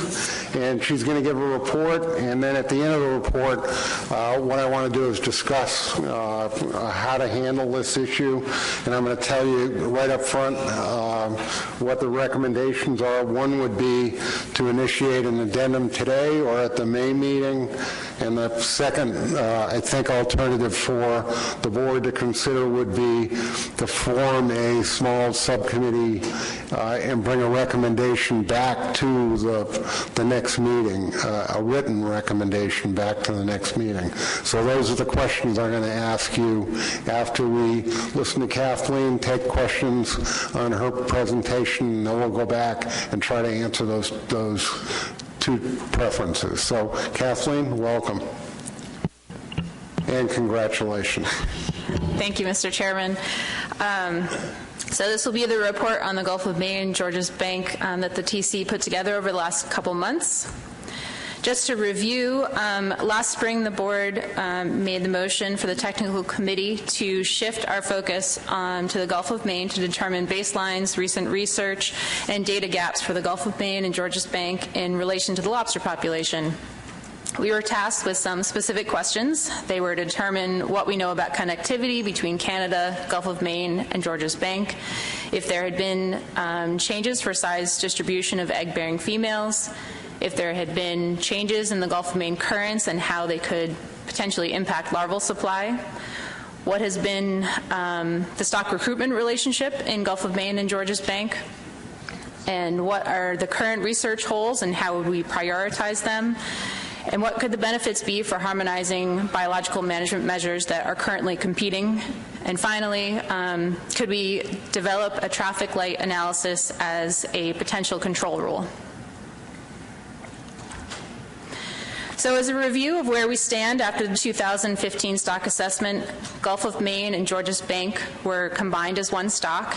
We're still using the same reference period as the 2005 stock assessment of 1982 to 2003, and our current effective reference abundance is above the 75th percentile. The concern has come from the Young of Year Settlement Survey, where the index has declined for a number of years. With record high spawning stock biomass, the TC believes that the egg production is unlikely to be the cause for the observed Young of Year declines. Temperature is one of the most talked about changes in the Gulf of Maine, and other places as well.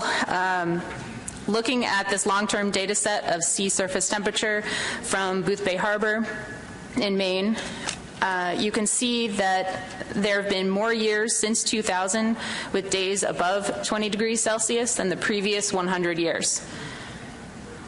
More warming is projected in the Northwest Atlantic. For ocean currents, the Gulf of Maine is a complicated system. Generally, it is a clockwise gyre with some subgyres around the deeper basins. There's some interannual variability in deeper water or deep water sources coming off the shelf along the Gulf of Maine and along the Gulf of Maine coastal current. The shelf water input can change the water masses, especially at depth in the Gulf of Maine, while the Gulf of Maine coastal current annual variability can drive differences in connectivity of the east and west regions and stratifications along the coast. There are strong correlations between the oceanographic trends and larval connectivity. There have been a few coupled biophysical modeling efforts to investigate the connectivity of lobster larvae. Depending on the ocean currents, especially that coastal current, some areas are more likely to be sources or sinks, but the models did find that most larvae came from local or upstream adjacent zones, but they can also come from multiple and distant sources. Eastern Gulf of Maine tends to be a source, while western areas are often sinks for larvae. And the offshore banks have had less modeling effort, but the studies imply that the source of larvae is variable annually, but it's also uncertain at this point. The modeling research identified key factors for connectivity. The biological factors were location and amount of egg production, hatch timing and location at depth, larval development times, and larval mortality. For oceanographic factors, the coastal current transport and eddies were a driving factor, but drift from wind forcing and stratification also played a role in where the larvae ended up. Shifting to older lobsters and connectivity, we looked at a number of tagging studies. Many tagging studies have been completed and at different life stages.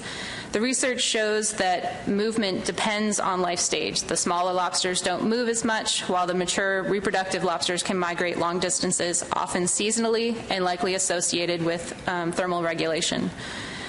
Tagging studies do depend on recaptures by the commercial fleet, so the success of those tagging studies depend on the distribution of fishing effort and reporting compliance. In many studies, the days at large after tagging are short, so limited movement has been observed. Summarizing the available tagging studies in the literature, a general southwest movement along the inshore Gulf of Maine and out to the outer Cape Cod, similar to the direction of the coastal current, has been observed. There have been very few recorded recaptures providing evidence for exchange between the inshore Gulf of Maine and Georges Bank, but the analysis and the assessment of trawl surveys imply that there is more connectivity than the tagging studies suggest. While there have been a number of studies on the offshore banks and inshore areas of Gulf of Maine, we found little work has been done to try to characterize the movement in the middle of the Gulf of Maine. At the end of this process of collecting tagging studies, a tagging project from the early 1980s completed by NIMS was brought to our attention. The only available record of the results that we could find from the study is published in the Commercial Fisheries News in 1985. The map is there, and sorry for the quality because it is a scan from a newspaper. The results indicate that lobsters in the deeper water, tagged in the deeper water in the Gulf of Maine, travel in all directions, to Canada, to Georges Bank, to the inshore Gulf of Maine. This work was never published in a peer-reviewed journal, so we hope to explore this further if we can find more information. In the meantime, there is a tagging study proposed by AOLA, New Hampshire, and Maine that may try to tag some lobsters in the deeper basins, offshore Gulf of Maine and Georges Bank, to at least partially replicate this study.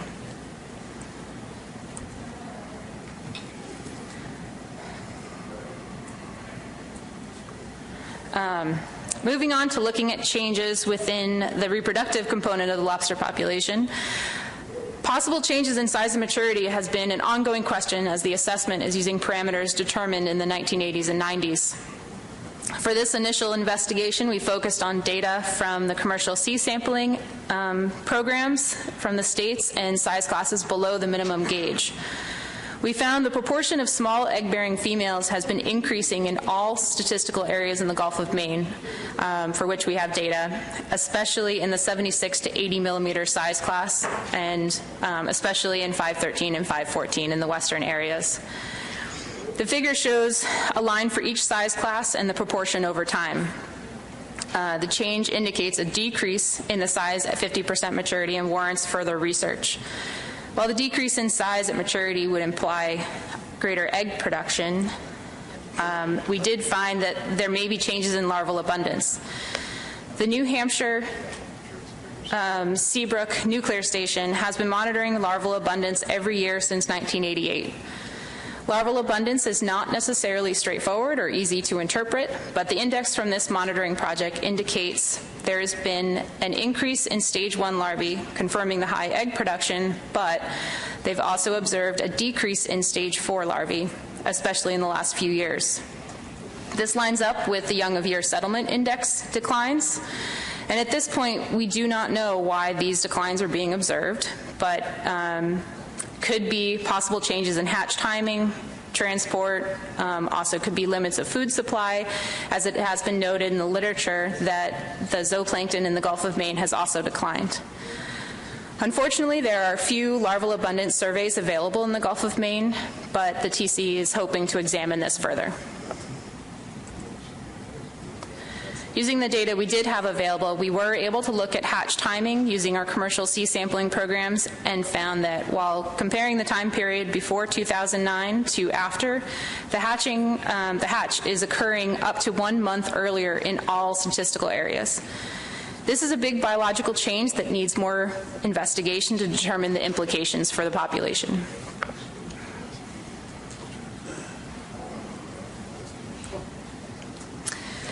Another theory for why we have been observing declines in the young of year survey has been an expansion of available habitat for settlement driving the densities down, or observed densities down. Post larvae have a temperature threshold for settlement where they are less likely to survive below a specific temperature. We currently assume a cutoff of about 10 meters as a threshold depth. This is just a preliminary analysis that looks at the available depth by statistical area and does not consider the temperature or habitat quality for settlement. By looking at depth alone, we found that depth was unlikely to be able to account for the declines in density. This is a simplified analysis, or this simplified analysis found to double the amount of habitat area relative to the area available at 10 meters. More than twice the depth is needed. So the amount of habitat increases incrementally with incremental depth. I don't know if you can read that in 511, which is the lower left panel. To get twice as much habitat than the 10-meter area, you'd have to go to 27 meters. Shifting gears to other tasks, the TC developed a stock recruitment relationship using the Lobster model, similar to the Southern New England developed relationship that we were talking about earlier.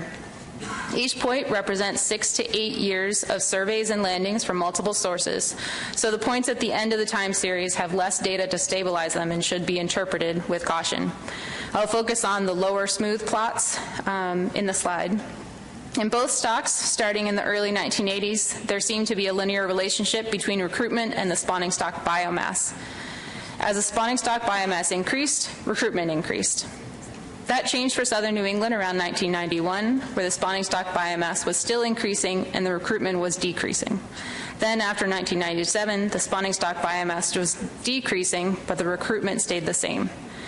In both stocks, there seems to be a change and further decoupling beginning in 2003, but with opposite results. In Gulf of Maine, Georges Bank, as the spawning stock biomass remained the same, the recruitment has been increasing. The opposite was observed in southern New England, where the recruitment decreased while the spawning stock biomass was stabilized. The board asked the TC to consider the competing management measures in the Gulf of Maine Georges Bank stock, and we looked at potential increases in minimum size. As expected, by harvesting a larger size, less individuals are caught for the same yield. This leads to more mature lobsters in the population and potentially increased resilience. Looking at the figures below, the left shows the relative change in spawning stock biomass with increased minimum size, and the right illustrates the relative change in the total population biomass. With an increase up to the same gauge size as southern New England and outer Cape Cod of 3 3/8 inches or 86 millimeters, this analysis suggests a 75% increase in spawning stock biomass with only a 20% increase in total biomass. That increase in spawning stock biomass could increase resilience in the population, but the TC notes again that we are currently at record high levels for spawning stock biomass and do not know if the system could support higher biomass. Moving along, the TC did consider a traffic light analysis, but we want the board to recognize that the last assessment provides a model-free set of model-free indicators that could be considered a traffic light analysis. The TC recommended incorporating these indicators as part of the control rule in 2010, but the addendum at the time set the current control rule based on effective reference abundance and exploitation determined by the model. We do think that developing additional indicators reflecting changes in the environment, like number of days above a certain temperature or predator abundance, could be a useful addition to the current indicators. Also, with the declines observed in the Young of Year Index, we recommend monitoring the existing surveys that are in the model-free indicators, like the ventless trap survey and the intro-trawl surveys. The current control rule triggers action when effective reference abundance falls below the 25th percentile. Currently, that threshold is defined by the reference period of 1982 to 2003. We again recommend changing the trigger threshold for abundance to below the 50th percentile to increase the resiliency in this changing system. The table to the right is from a 2010 memo from the TC to the board using both the assessment model and the model-free indicators of spawning stock biomass and Young of Year as an example of what was recommended in the past. In the meantime, there are a number of uncertainties and data gaps that the TC would like to highlight.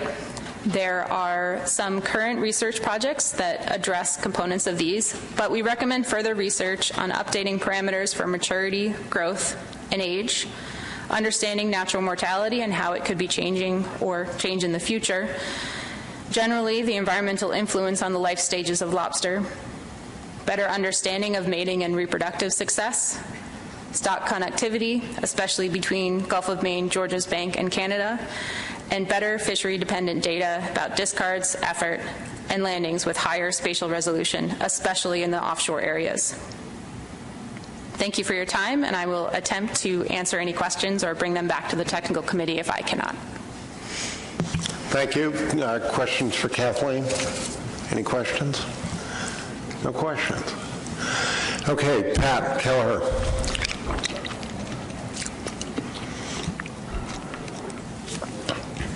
Thank you, Mr. Chairman.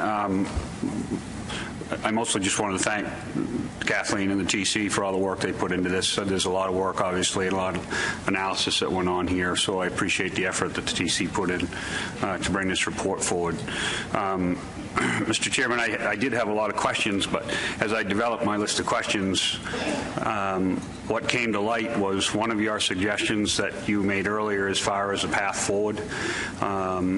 And instead of spending a lot of time answering and asking questions, my thought was the development of a subcommittee to really start looking into this a little bit more thoroughly, to start talking about the ideas of resiliency for the stock in the face of a changing environment within the Gulf of Maine, and to address any other issues that may arise out of this report. And so I would encourage the development of a subcommittee between Maine, New Hampshire, Massachusetts, and Rhode Island to advance this thinking. All right. Any other views on that? We're essentially to, I think, the end point here where we have to decide how to handle it, or at a minimum form a subcommittee that can bring a written recommendation back to the board. So Pat is suggesting the subcommittee alternative. It would be Maine, New Hampshire, Massachusetts, Rhode Island. Is that correct? That's what I would recommend, Mr. Chairman, and I would think obviously TC representation along with some state staff, but there probably ought to be, states ought to be identifying and selecting some potential industry members to participate in the discussion as well. All right. Any comments or questions on that suggestion? Any objections to the suggestion? Okay, no Dan? Just a question for Pat. How would you envision a group like that relating to the LCMT? Because the LCMTs are kind of created in the same vein, but could you contrast your vision with what an LCMT would look like versus this? To be honest, Dan, I didn't really think about the LCMTs in this venue, other than this would be the state directors, managers, commissioners, whatever we want to call them, along with industry, so the states could engage their LCMT members in the process. All right, any objections to that suggestion? If not, we'll form a subcommittee, and I think to make it productive, it would be useful to have a written recommendation from the subcommittee at the next meeting. The committee will meet and include whatever technical advice and industry input they deem appropriate. No objections to that? If not, we're going to move on to the next agenda item, which is the data deficiencies. Megan. Nope, excuse me. Just quickly, many of our subcommittees obviously meet over phone, and I would encourage, because of the proximity of the states, encourage these to be at least one face-to-face meeting, if not all, to start the process. All right. Moving on to the next agenda item. And just for introduction, the Lobster Working Reporting Group met. I think, as everyone recognized, they gave us some excellent items for suggested changes in the data collection protocol. So those have been fleshed out. Megan will highlight what those suggestions are, and then I think we'll have a discussion of whether or not we want to initiate an addendum on this to improve the data collection aspects of the plan. Megan.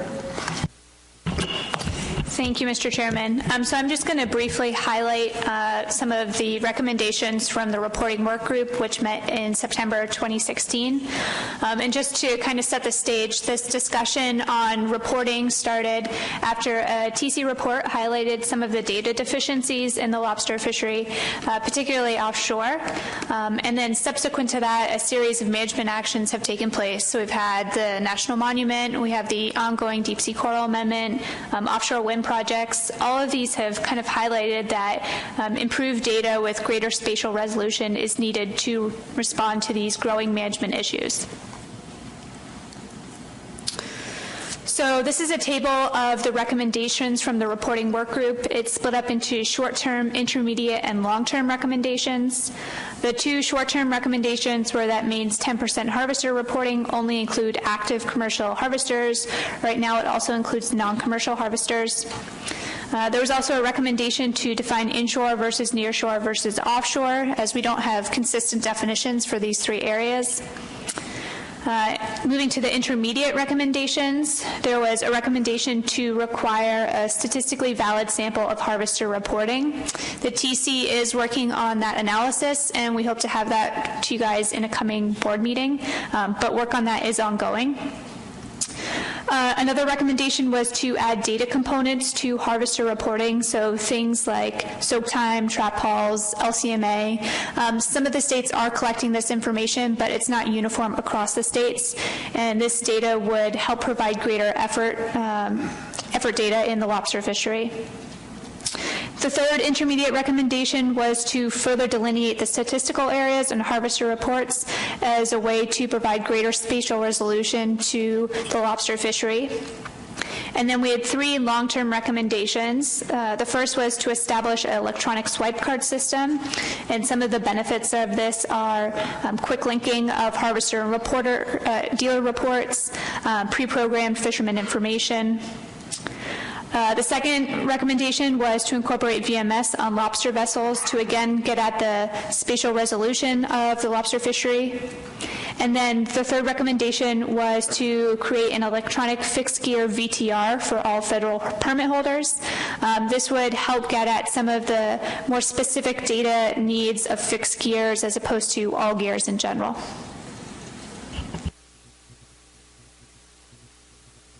Questions for Megan? Any questions? I see no hands up. One of the items that is not included in this list that I think should be, and it relates not only to this agenda item, but it relates to the previous agenda item. One of the biggest drawbacks in the current stock assessment, the most recent benchmark stock assessment, and this has been noted repeatedly by the technical committee in a number of states and even federal partners, is the lack of a comprehensive biosampling program in federal waters. It just doesn't exist. We have a trawl index that gets included in the stock assessment.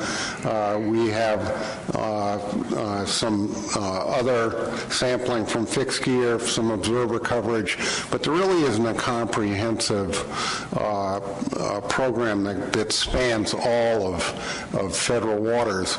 And I think this should be one of the issues that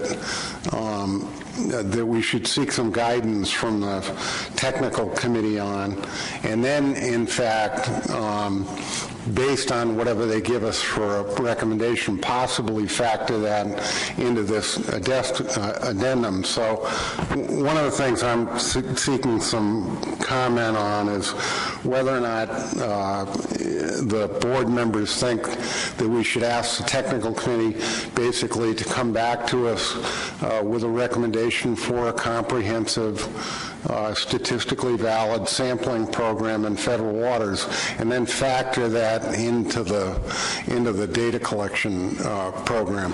This is going to become a critical, and I'm just speaking personally at this point, this is going to become a critical issue at the lobster resource in southern New England, continues to move offshore, and if you look at the sampling programs, for instance, in Area 4 and 5, they're almost non-existent. We need this data. And to Pat Kelleher's earlier initiative in terms of the Gulf of Maine and Georges Bank, I think as water temperatures continue to increase, we should expect some of the same dynamics. So I think it's important for us to seek some technical guidance on this. And I discussed this concept a little bit with Bob Glenn the other day. His attitude was, and I'm not representing him here, his attitude basically was, this is an excellent idea. I think we should do it. It's not a heavy lift for the technical committee to do it.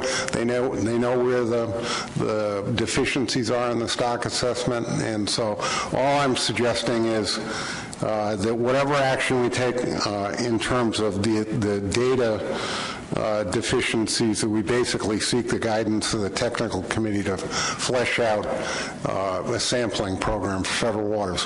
What we do with that advice will determine at a subsequent meeting. So comments on any of the above, and if somebody wants to make a motion to move this forward, I'd be happy to entertain a motion. Dan? Yes, thanks, David. Yeah, we've known for a long time that lobster is one of the most valuable species in the United States. That's probably has some of the weakest data collection, and I'd certainly be all in favor of filling those gaps. And I think I provided a motion earlier to Megan if you want to put that up for discussion.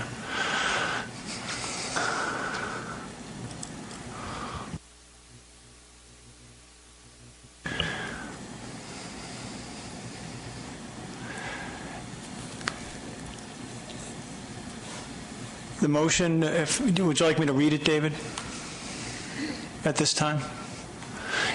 Move to initiate an addendum to improve harvester reporting and biological data collection in state and federal waters. The addendum should seek to, 1, utilize the latest technology to improve reporting, 2, increase the spatial resolution of harvester data, 3, collect greater effort data, and 4, advance the collection of biological data offshore.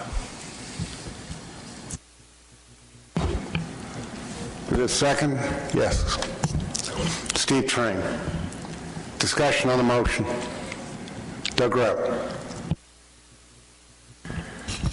Maybe I misunderstood what you were saying, Mr. Chair. Originally, I thought you were calling for something that we would be directing the technical committee to develop a program, and this is to initiate a management action. So is the intent that this would be a management action now, or are we trying to get the information from the technical committee first?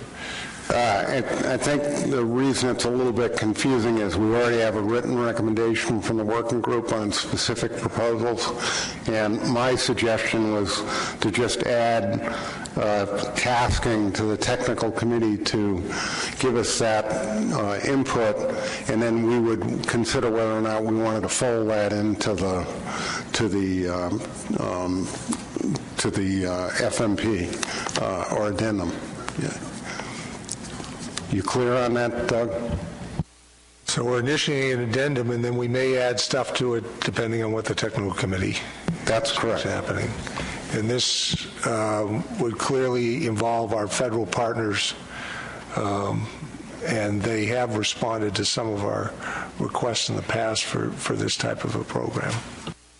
Yeah, NOAA has a number of personnel that attend technical committee meetings, and they would be, I would imagine, heavily involved in this effort. And certainly we'd invite them to be heavily involved in this effort. Other questions? Pat Keller. I'm not sure, Mr. Chairman, that maybe you answered Doug's question to his satisfaction, but I'm unsure why we would initiate the addendum process now before we got the information back from the technical committee. The technical committee still has not done an analysis on the appropriate level of harvester that should be reporting. I brought up the issues with the state of Maine. We're at 10% now. What is the right number? Seems to me the idea and what you talked about and what is in here, I agree with. I'm just not sure why we're initiating the addendum process at this time. I think the only advantage of doing it now is we get out on the process. PDT, there are a number of really definitive recommendations that the working group has already made. There's no uncertainty in regards to those, so the PDT can basically start developing a document on the issues that we have definitive advice on, and then on the two issues where we're going to get additional advice at the May meeting, then we'll decide whether or not to factor those in, depending upon the advice we get and how we receive it. That make sense? Okay. Anyone else on this? Anyone in the audience on this issue? If not, you're ready for the question you want. 30-second caucus? 30-second caucus.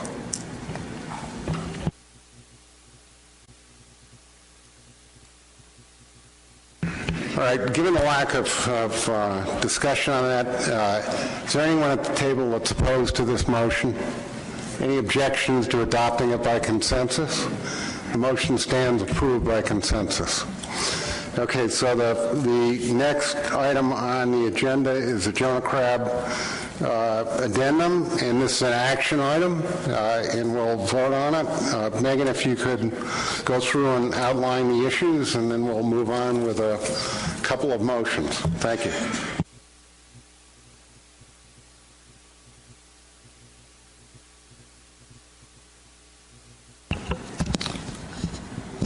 We're just going to give a moment here for the slides. Thanks, Amy. So we're going to be discussing Jonah Crab Draft Addendum 2 today. I'll be reviewing the public comment we received, and then the board will be considering final action on this addendum. So just a brief overview of the presentation today. I'll go over the two issues included in Addendum 2, which is claw harvest and a definition of bycatch. And then I'll go right into the public comment summary. We did hold public hearings and receive written comment, and then we will finish up with a law enforcement committee report.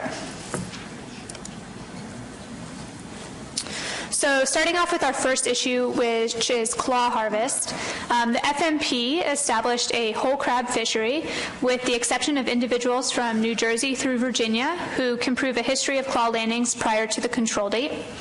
However, following final action on the FMP, several issues arose that have prompted this addendum. The first is that claw fishermen from New York and Maine were identified following approval of the FMP, and currently those fishermen are limited to whole crabs, and so there's concerns about the equity of the current provision.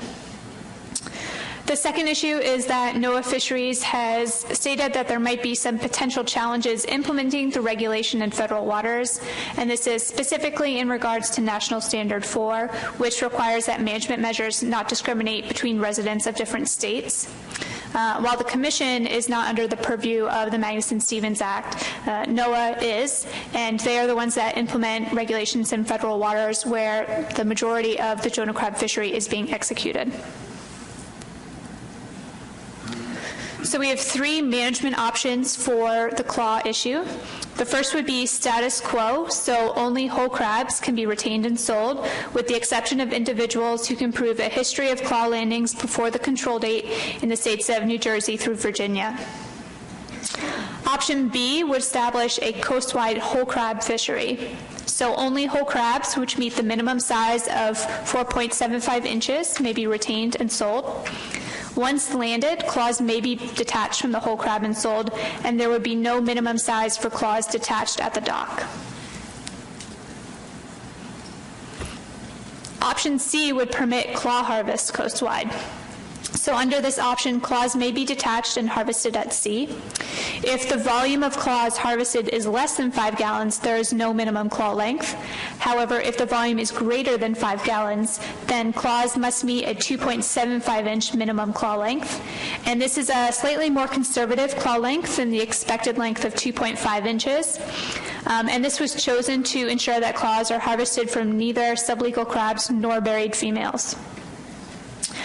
2 claws may be harvested from the same crab, and under this option, the bycatch limits would still remain in Addendum 1. So if a gear type is under the 1,000 crab bycatch limit, they would be allowed to land up to 2,000 claws. Fishermen can also harvest whole crabs, which meet the 4.75-inch minimum size, and once landed, claws can be detached from the whole crab and sold, and there would be no minimum size for claws detached at the dock. Moving on to our second issue, which is bycatch. The FMP established a 200 crab per day, 500 crab per trip bycatch limit for non-trap gear, and Addendum 1 increased this to 1,000 crab per trip and expanded it to include non-lobster trap gear. While the intent of the bycatch provision is to cap landings of Jonah crab across all non-directed gear types with a uniform allowance, the increased bycatch limit has raised concerns that it could support a small-scale fishery, and this is primarily due to the fact that there is no definition of bycatch provided, and as a result, a fisherman could target Jonah crab by landing 1,000 crabs per trip and nothing else. So we have two management options under the bycatch issue. The first is status quo. So under this option, there would be no definition of bycatch in the Jonah crab fishery, and fishermen using non-trap gear and non-lobster trap gear could land Jonah crabs up to the bycatch limit without having any other species on board. Option B would define bycatch as a percent composition. So under this option, Jonah crab caught under the incidental bycatch limit must comprise at all times during a fishing trip an amount lower in pounds than the species the deployed gear is targeting. So moving on to the public comment summary, 8 public hearings were held. They were primarily in conjunction with the Menhaden public hearings. Approximately 40 individuals attended. We also received 7 written comments, 5 from organizations and 2 from individuals. So looking at our first issue of claw harvest, majority supported option C, which is that claw harvest be permitted coast-wide. Those in favor of this option stated that it provides equal opportunities to those along the state, that it's critical to pot fishermen to be able to land claws, especially in the summer when whole crabs don't survive without refrigeration. And others commented that trawlers and gill netters have to break the claws off of the crab to remove the crab from the net, and so this provides them an opportunity to participate in the Jonah crab fishery. Those who supported option B, which is our whole crab fishery, expressed concern that a claw fishery could undermine the provisions of the FMP, namely the carapace width and the prohibition on egg-bearing females. There were also concerns about enforcement, and one individual expressed concern over the high mortality rate associated with claw harvest. We also had some who supported option A, which is our status quo. Those who supported this option wanted more research on the claw fishery before changing regulations. And we had one individual say that residents of different states should not be treated the same if the fisheries are not the same. Moving on to bycatch. Majority of comments supported a bycatch definition based on percent composition, and comments in favor of this option were that it would ensure a small-scale fishery does not develop and ensure that the bycatch provision is truly used for incidental catch. We did have a couple comments that stated the 1,000 crab limit is too high. We did have one who is in favor of option A, which is our status quo, and that letter said that there's nothing wrong with the current provision, and so there's no need to change it at this time.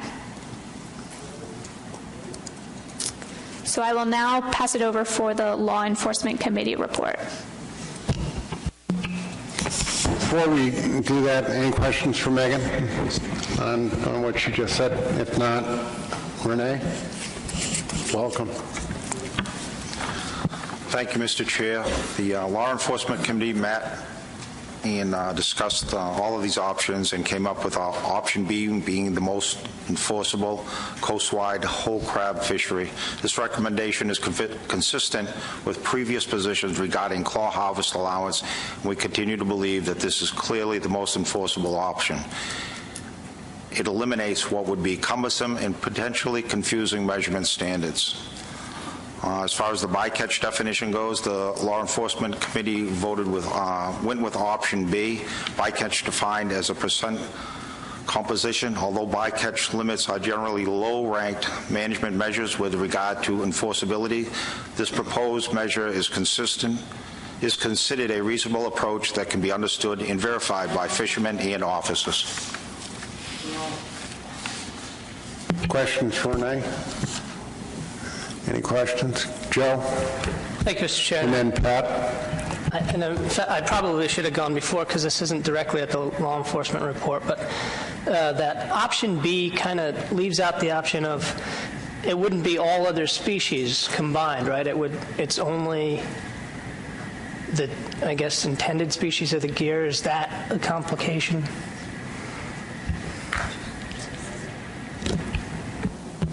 I believe the addendum does say that it has to be less than the targeted species, and there's a definition of target provided in the addendum. I can try and find that if you're interested. Pat? Thank you, Mr. Chairman. So Renee, the Law Enforcement Committee had an issue with a volumetric measure of 5 gallons for enforceability. As a whole, the Law Enforcement Committee thought that coast-wide, rather than getting into the 5-gallon pail and all of this, would be more enforceable, just a whole crab fishery. Other questions for either Megan or the Enforcement Committee? Any other questions? Okay, so let's see. I have a question. Oh, yeah. Oh, Allie, excuse me. Thank you, Mr. Chairman. If I could I just summarize the NIMS comments on the record? Would you like me to do that now or wait? I prefer you to wait. I'll come back to you in just a minute. Are there any other questions? No other questions? Allie, you're up.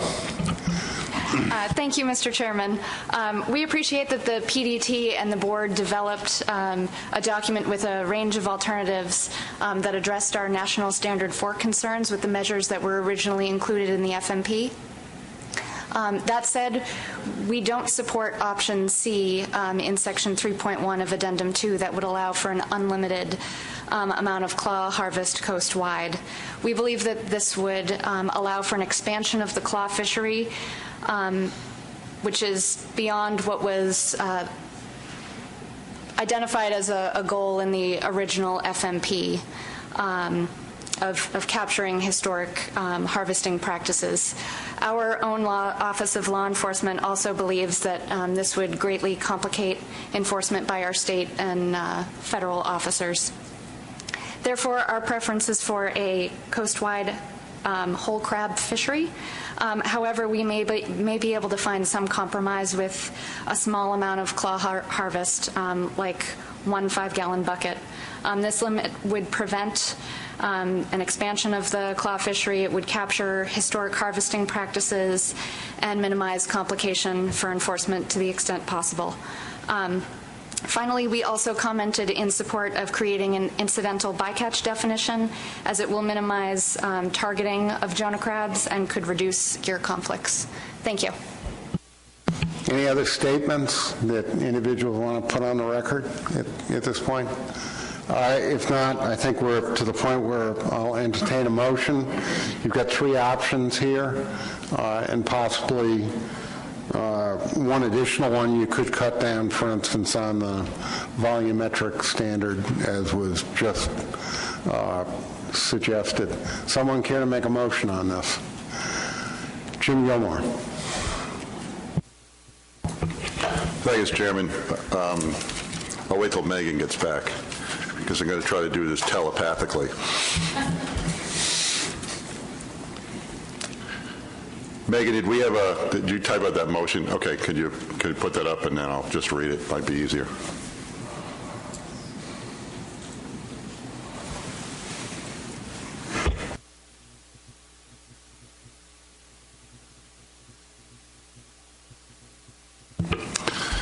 Move to approve Addendum 2 to the Jonah Crab FMP with the following options. Issue 1, Option C, claw harvest permitted coastwide, and Issue 2, Option B, bycatch defined as % composition. Second on the motion? There's a second. Yes, Mike. Discussion on the motion. Jim, do you want to speak in favor of your motion? Yeah, again, this was, I think it went through when we first did the management plan. We kind of jumped the gun a little bit. This was really to correct some oversight. It's still a relatively small fishery, so I understand the service's concern, but we don't have a great deal of fishermen involved with the fishery itself and the claw fishery, so this seems to be a good solution to fix all the things we missed earlier. Thank you. Michael, do you want to follow that up as a seconder? Sure. Thank you, Mr. Chairman. I think this addendum does a nice job of taking the problems that we had when we, like Jim mentioned, we kind of jumped the gun a little bit, and it allows for the continued historical fishery in the areas where these types of activities have been going on forever. So I do support the motion, and I hope the rest of the board will as well. All right, we've had 2 positive comments. Any negative comments? Ally?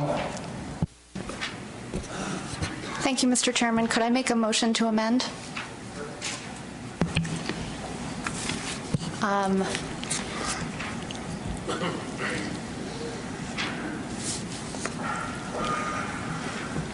Doug Grout?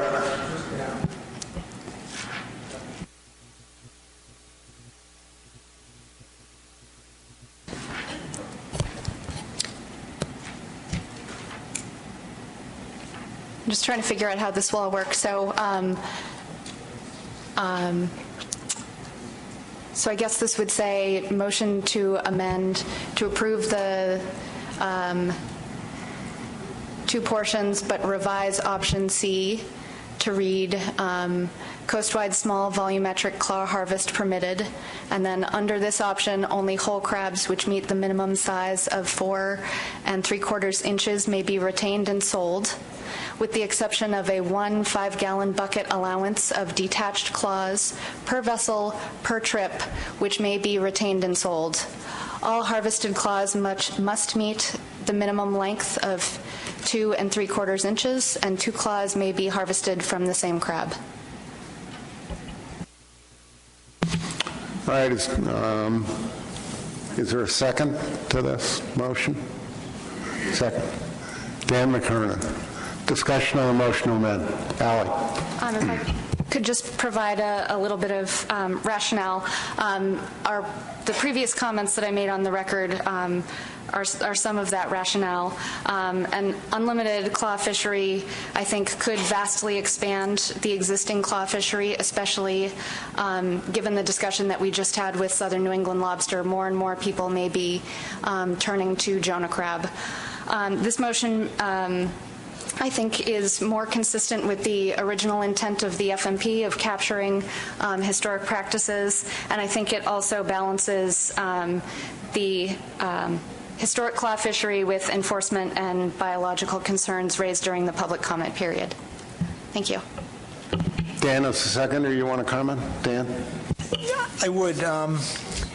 Just for the record, and going back to the document, I just want the board to know that a 5-gallon bucket of claws is the equivalent of about 250 in count, which is about 125 crabs.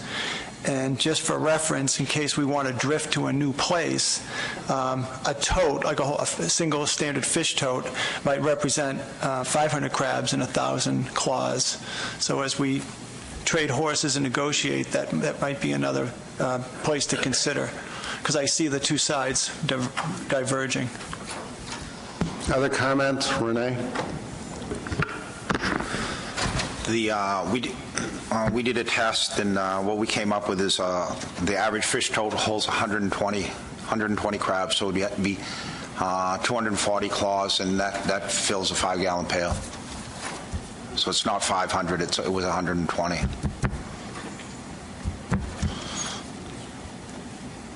$120 claws. 120 crabs. 240 claws. Other comments on the motion to amend? Doug. Thank you, Mr. Chair. Just to clarify, with either this or the underlying motion, the limit that we had, the control date that we had would not be as to who could participate in this fishery would no longer be in place. We'd be getting rid of that control date so that anybody could become part of the claw fishery. That's correct. Pat. Thank you, Mr. Chairman. I can't support this motion to amend, only because we're talking about now starting to measure claws. We're talking about a simple volumetric measurement of 5 gallons. It is not a lot of crabs, as you just heard Major Cloutier state. Fishermen are not taking small claws off those crabs. They're not worth taking to eat. So I can't support any motion that has a claw measurement included in it. John? I just had a question about whether this option, it was not in the addendum, and it doesn't seem like it's between any of the other options that we had there, so the public has never had a chance to comment on this. So is it possible to even consider this now? I'm going to have to defer to the staff. Does this fall within the range of the options which were taken to public hearing? Bob? I'll give it a shot. I think this is probably in bounds, and that the draft document did talk about the volumetric, 5-gallon measure of crabs, and it also talked about potential to have a minimum size for crab claws and all sorts. So I think the public probably did comment on volumetric and on minimum size for crabs, for claws. Sorry. So it is up to the board whether they want to go down this route or not. But I think it's probably in bounds given the range of options that went out to public hearing. Given the advice from the executive director, I'll rule it a valid motion. So further discussion. Dan? If I could follow up to a comment that Pat Kelleher made, I think the main motion does have measurements, as long as in those cases when 5 gallons is exceeded, the measurements are in play. So if we reject this motion, we're going to go back to the main motion, which does have a requirement to measure claws, but only in cases where you have more than 5 gallons, just so that's clear. Other discussion on the motion to amend? We got Adam and then Ally. Thank you. So I'm going to support the motion to amend. And looking at the original addendum, I had concerns. While I understand this is a practice that's been going on for some time, I'm not sure it's something, if this was a new fishery and we were discussing it, I would support moving forward.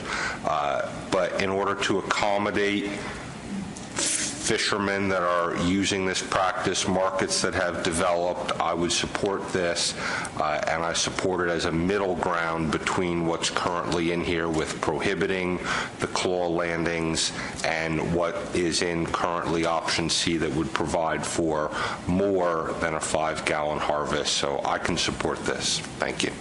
Alan? Thank you, Mr. Chairman. If the board has significant concerns with having a measurement requirement on the size of the claws, I'd be happy to take that sentence out or entertain a friendly motion to take that sentence out, whichever is appropriate. Well, I'll just ask you as the maker of the motion, if you want to do that, and the seconder agrees to that, and we have no objections to doing that, we can do it by consensus. So are you willing to do that? Yes. Okay. And the seconder? Yes? Okay. Is there any objection on the part of the board on this? So you're going to delete, so I'll ask you to read your motion now as revised so the record is clear. Thank you, Mr. Chairman. So option C, coast-wide small volumetric claw harvest permitted. Under this option, only whole crabs which meet the minimum size of 4 3/4 inches may be retained and sold, with the exception of a 1 5-gallon bucket allowance of detached crab claws per vessel per trip, which may be retained and sold. 2 claws may be harvested from the same crab. All right, you have a revised motion. Dan shaking his head yes. Discussion on that. Mike? Thank you, Mr. Chairman. I can't support this motion, and the reason I can't support it is because it just doesn't work. The 5-gallon bucket is not enough for the 2 or 3 fishermen that I have in Maryland. You know, we've gone round and round about this over the last year, and to be honest, I thought we had moved past this same discussion over and over again. The 1,000 claw option is what worked, and that was based on feedback that we got from the fishermen. So I can't support this, and I'll be supporting the original option. Jim Gilmore. Thank you, Mr. Chairman. Similar comment when, and I know it might be in bounds, but we went out for public comment. There was a seasonal component to this, to the one main fisherman we have in New York, where it's essentially during July and August, it's a claw fishery, and where he's taking those, and the rest of the year he's actually taking whole crabs. So I don't know if that 5-gallon limitation would preclude him during those months. So since I don't have that information, I can't support the motion either. Thank you. All right, other comments? Anyone else? Anyone in the audience want to comment on this? No hands up. All right, so I'm going to take a 2-minute caucus on this. And just for the record, I do not recuse myself from crab voting because I have membership that's involved in the fishery.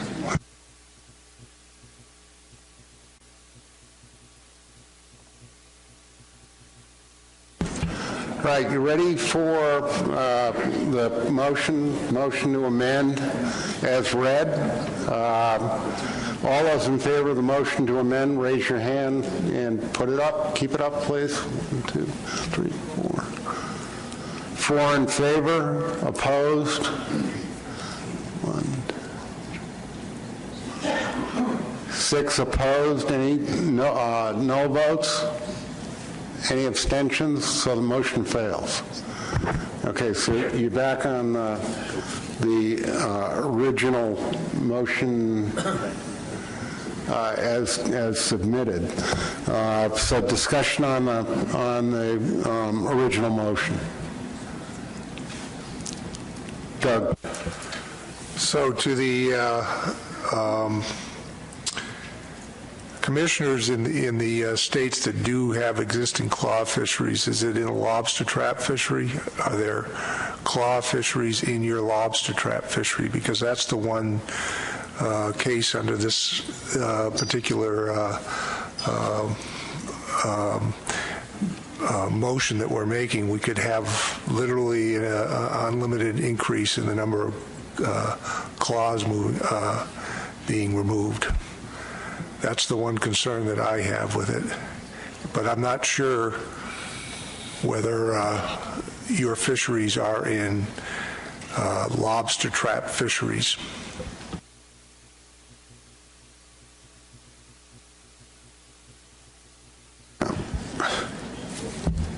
Yes.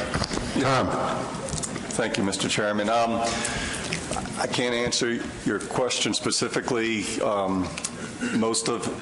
Most of the Jonah crab harvest is from our lobster fishery, but we do have a few that target them. And as far as the claw harvest, it's depending on what the market is. They'll have a dealer come down and specify I'm buying claws or I'm buying whole crabs. And recently it's been whole crabs, but that could change depending on the mood of the dealer, I imagine. Mike? Yeah, to the question, so we have a couple guys that they are catching Jonahs in their lobster gear, and there are 1 or 2 guys who are catching them in their whelk pots. So that's where the crabs are coming from in Maryland. Further discussion on the motion? Yes, right. Thank you, Mr. Chairman. Mike, so these boats are essentially fishing offshore, lobstering. So they do have RSWs, right, to maintain the lobster catch? Refrigerated seawater? No. Thank you. Anyone else? Dan. If this fails, I would suggest we consider a one fish tote option or something to cap the number of claws coming in, because I agree with NIMS that I'm nervous about the potential growth in this fishery, that law enforcement is going to be really burdened by having to pull out gauges to measure something that's pretty small. I mean, there's a lot of claws in a per unit volume. All right, we've had a good discussion. Anyone want to make a point that hasn't been made already? If not, I'm going to allow a 1-minute caucus, and then I'm going to call the question.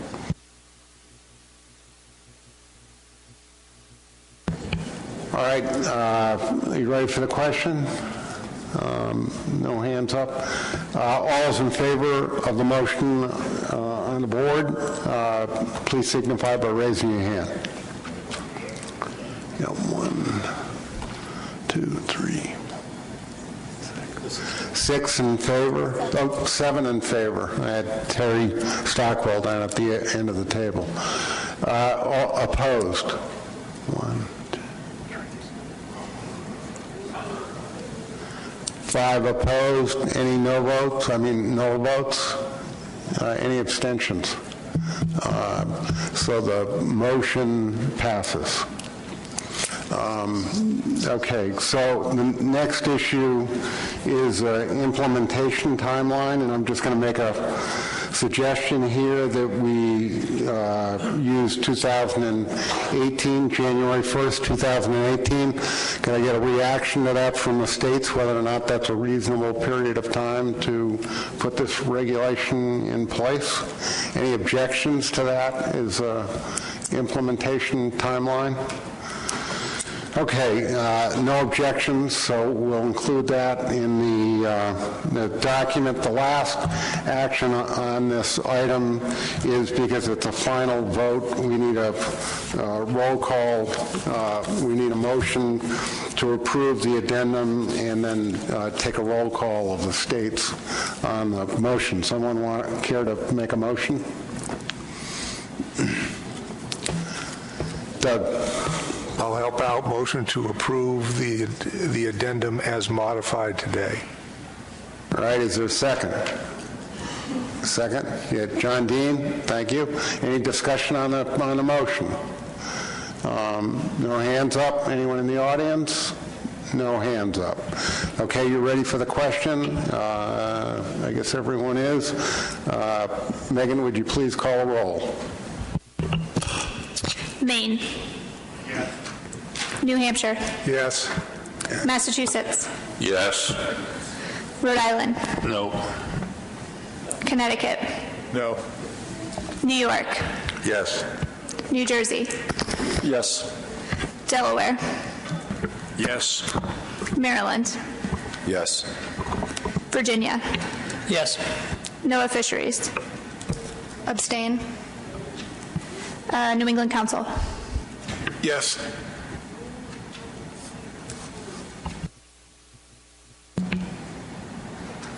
Final vote, Megan? Yeah, just read it in the microphone. Motion passes 9-2 and 1 abstention. All right, so the motion's been approved, and I note just for the record that that includes one of the provisions in the addendum was that we would forward a request to NOAA to implement the rules in federal waters, and the staff is charged to do that. Okay, so last item on the agenda, unless there's something under other business, is technical committee report, and this is on deep sea corals. Kathleen.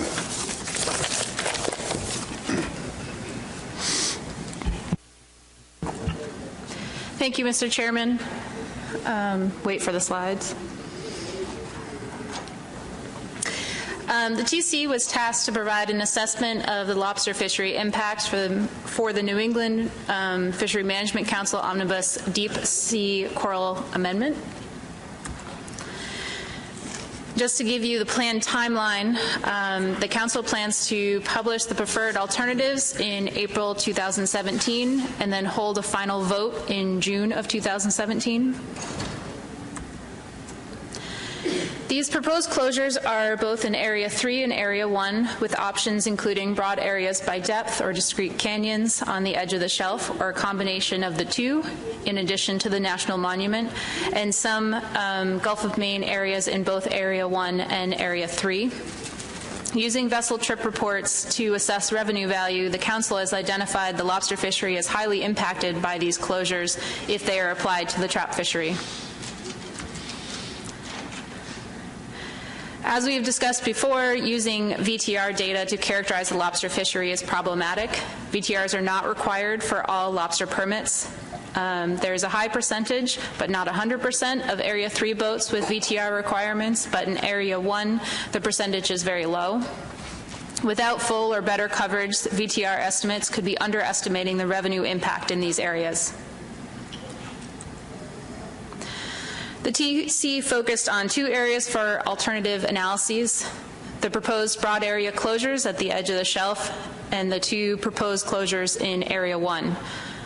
For Area 3, a 2016 survey of Area 3 industry members characterized offshore effort in the lobster and Jonah crab fisheries. This survey provided an estimated proportion of revenue and effort by depth, with 35% of the permit holders responding. For Area 1, we used Maine dealer data that covers all dealer transactions and the Maine harvester logbook data that is collected from an annual 10% of the Maine license holders. In addition to these data sets, some information was contributed from potentially impacted Area 1 fishermen to estimate number of boats and harbors. Unfortunately, I didn't have a map of all of the areas, the discrete canyons and offshore areas, so this is just an example. The map to the left are the broad areas by depth, and then the map to the right is just a subset of some of the canyons that would be impacted. In the interest of time, I will not go into the methods of each scenario. You can look at the report if you'd like to learn more about that. And instead, I'll focus on the results and uncertainties. For the shelf and discrete canyons, in addition to the National Monument designation, the worst-case scenario estimate was a $6.5 million impact for the combined discrete canyons and 300-meter broad area, while the minimum was $3.3 million for just the discrete canyons and the National Monument. The unweighted proportions were based on straight proportions within the survey results, while the weighted estimates were weighted relative to the other responders in their survey. The final estimated values were based on the proportions in the survey and the total value estimated by VTRs. Although we did not produce an estimate for Jordan Basin and Linden Coal Knoll, these are the maps of those discrete areas that would be impacted for the Area 3 fishery.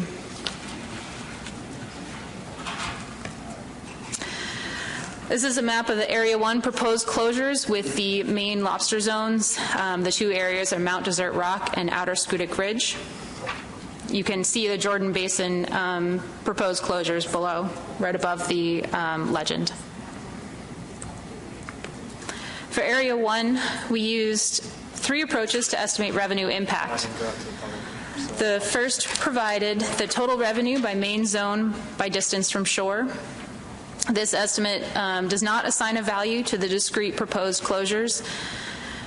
The second approach took an average value in days fished by month from the main harvester logbooks and combined those averages with a maximum and minimum number of boats and % income to determine a range of values for these 2 areas. The third method looked at the value by square mile and calculated the value by % area.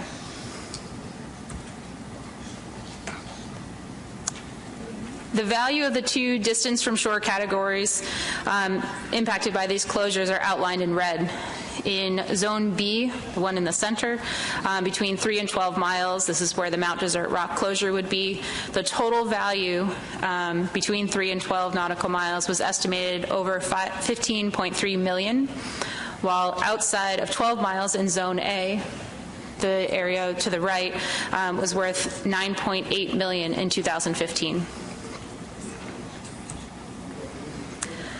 The TC was wary about producing estimates at a finer spatial scale than the scale at which the data was collected, but we decided to determine a range of estimates which came out to over $8 million down to $1.2 million.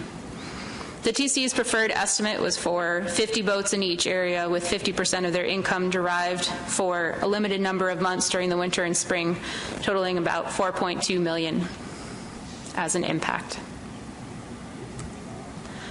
There are a number of sources of uncertainty for these analyses. For both the broad areas and canyons and the inshore Gulf of Maine, calculating the % area assumed equal productivity of habitat.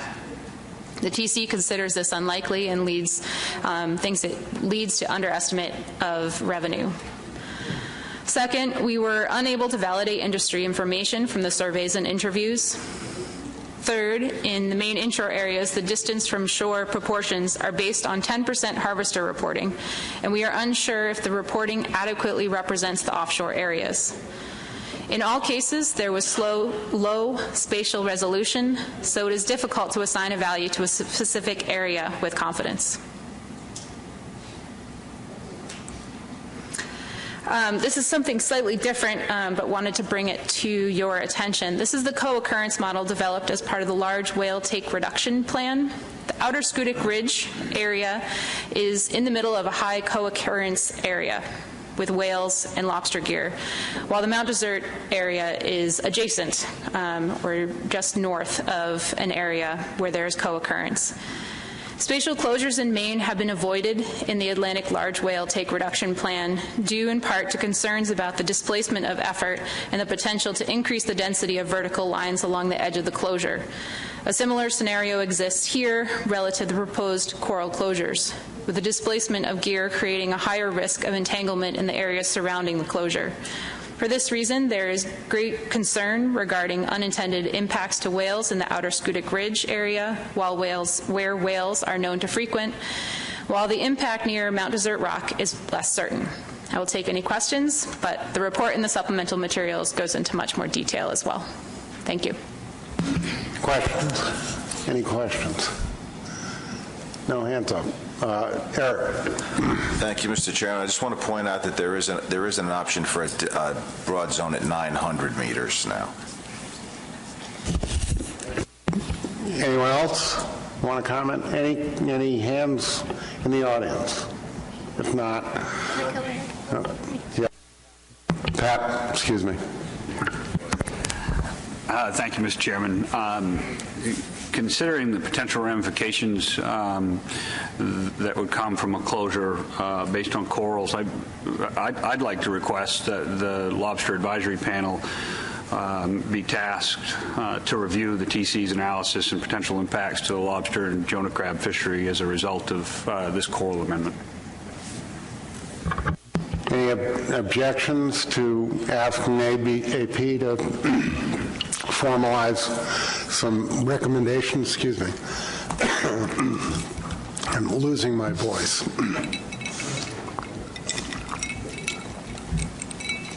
No objections? All right, we'll do that. Anything else under this item? The one, excuse me, one thing that I would suggest is that,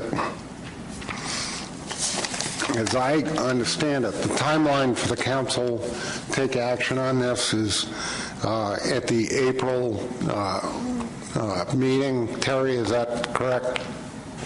Council's scheduled to select preferred alternatives at the April meeting. Final action. So if the one thing that I think would be helpful for the board is if we could have Michelle come to the next board meeting and actually go through the addendum in detail at that point and explain it. And if for some reason the council delays action on it, then that could take place at the May meeting.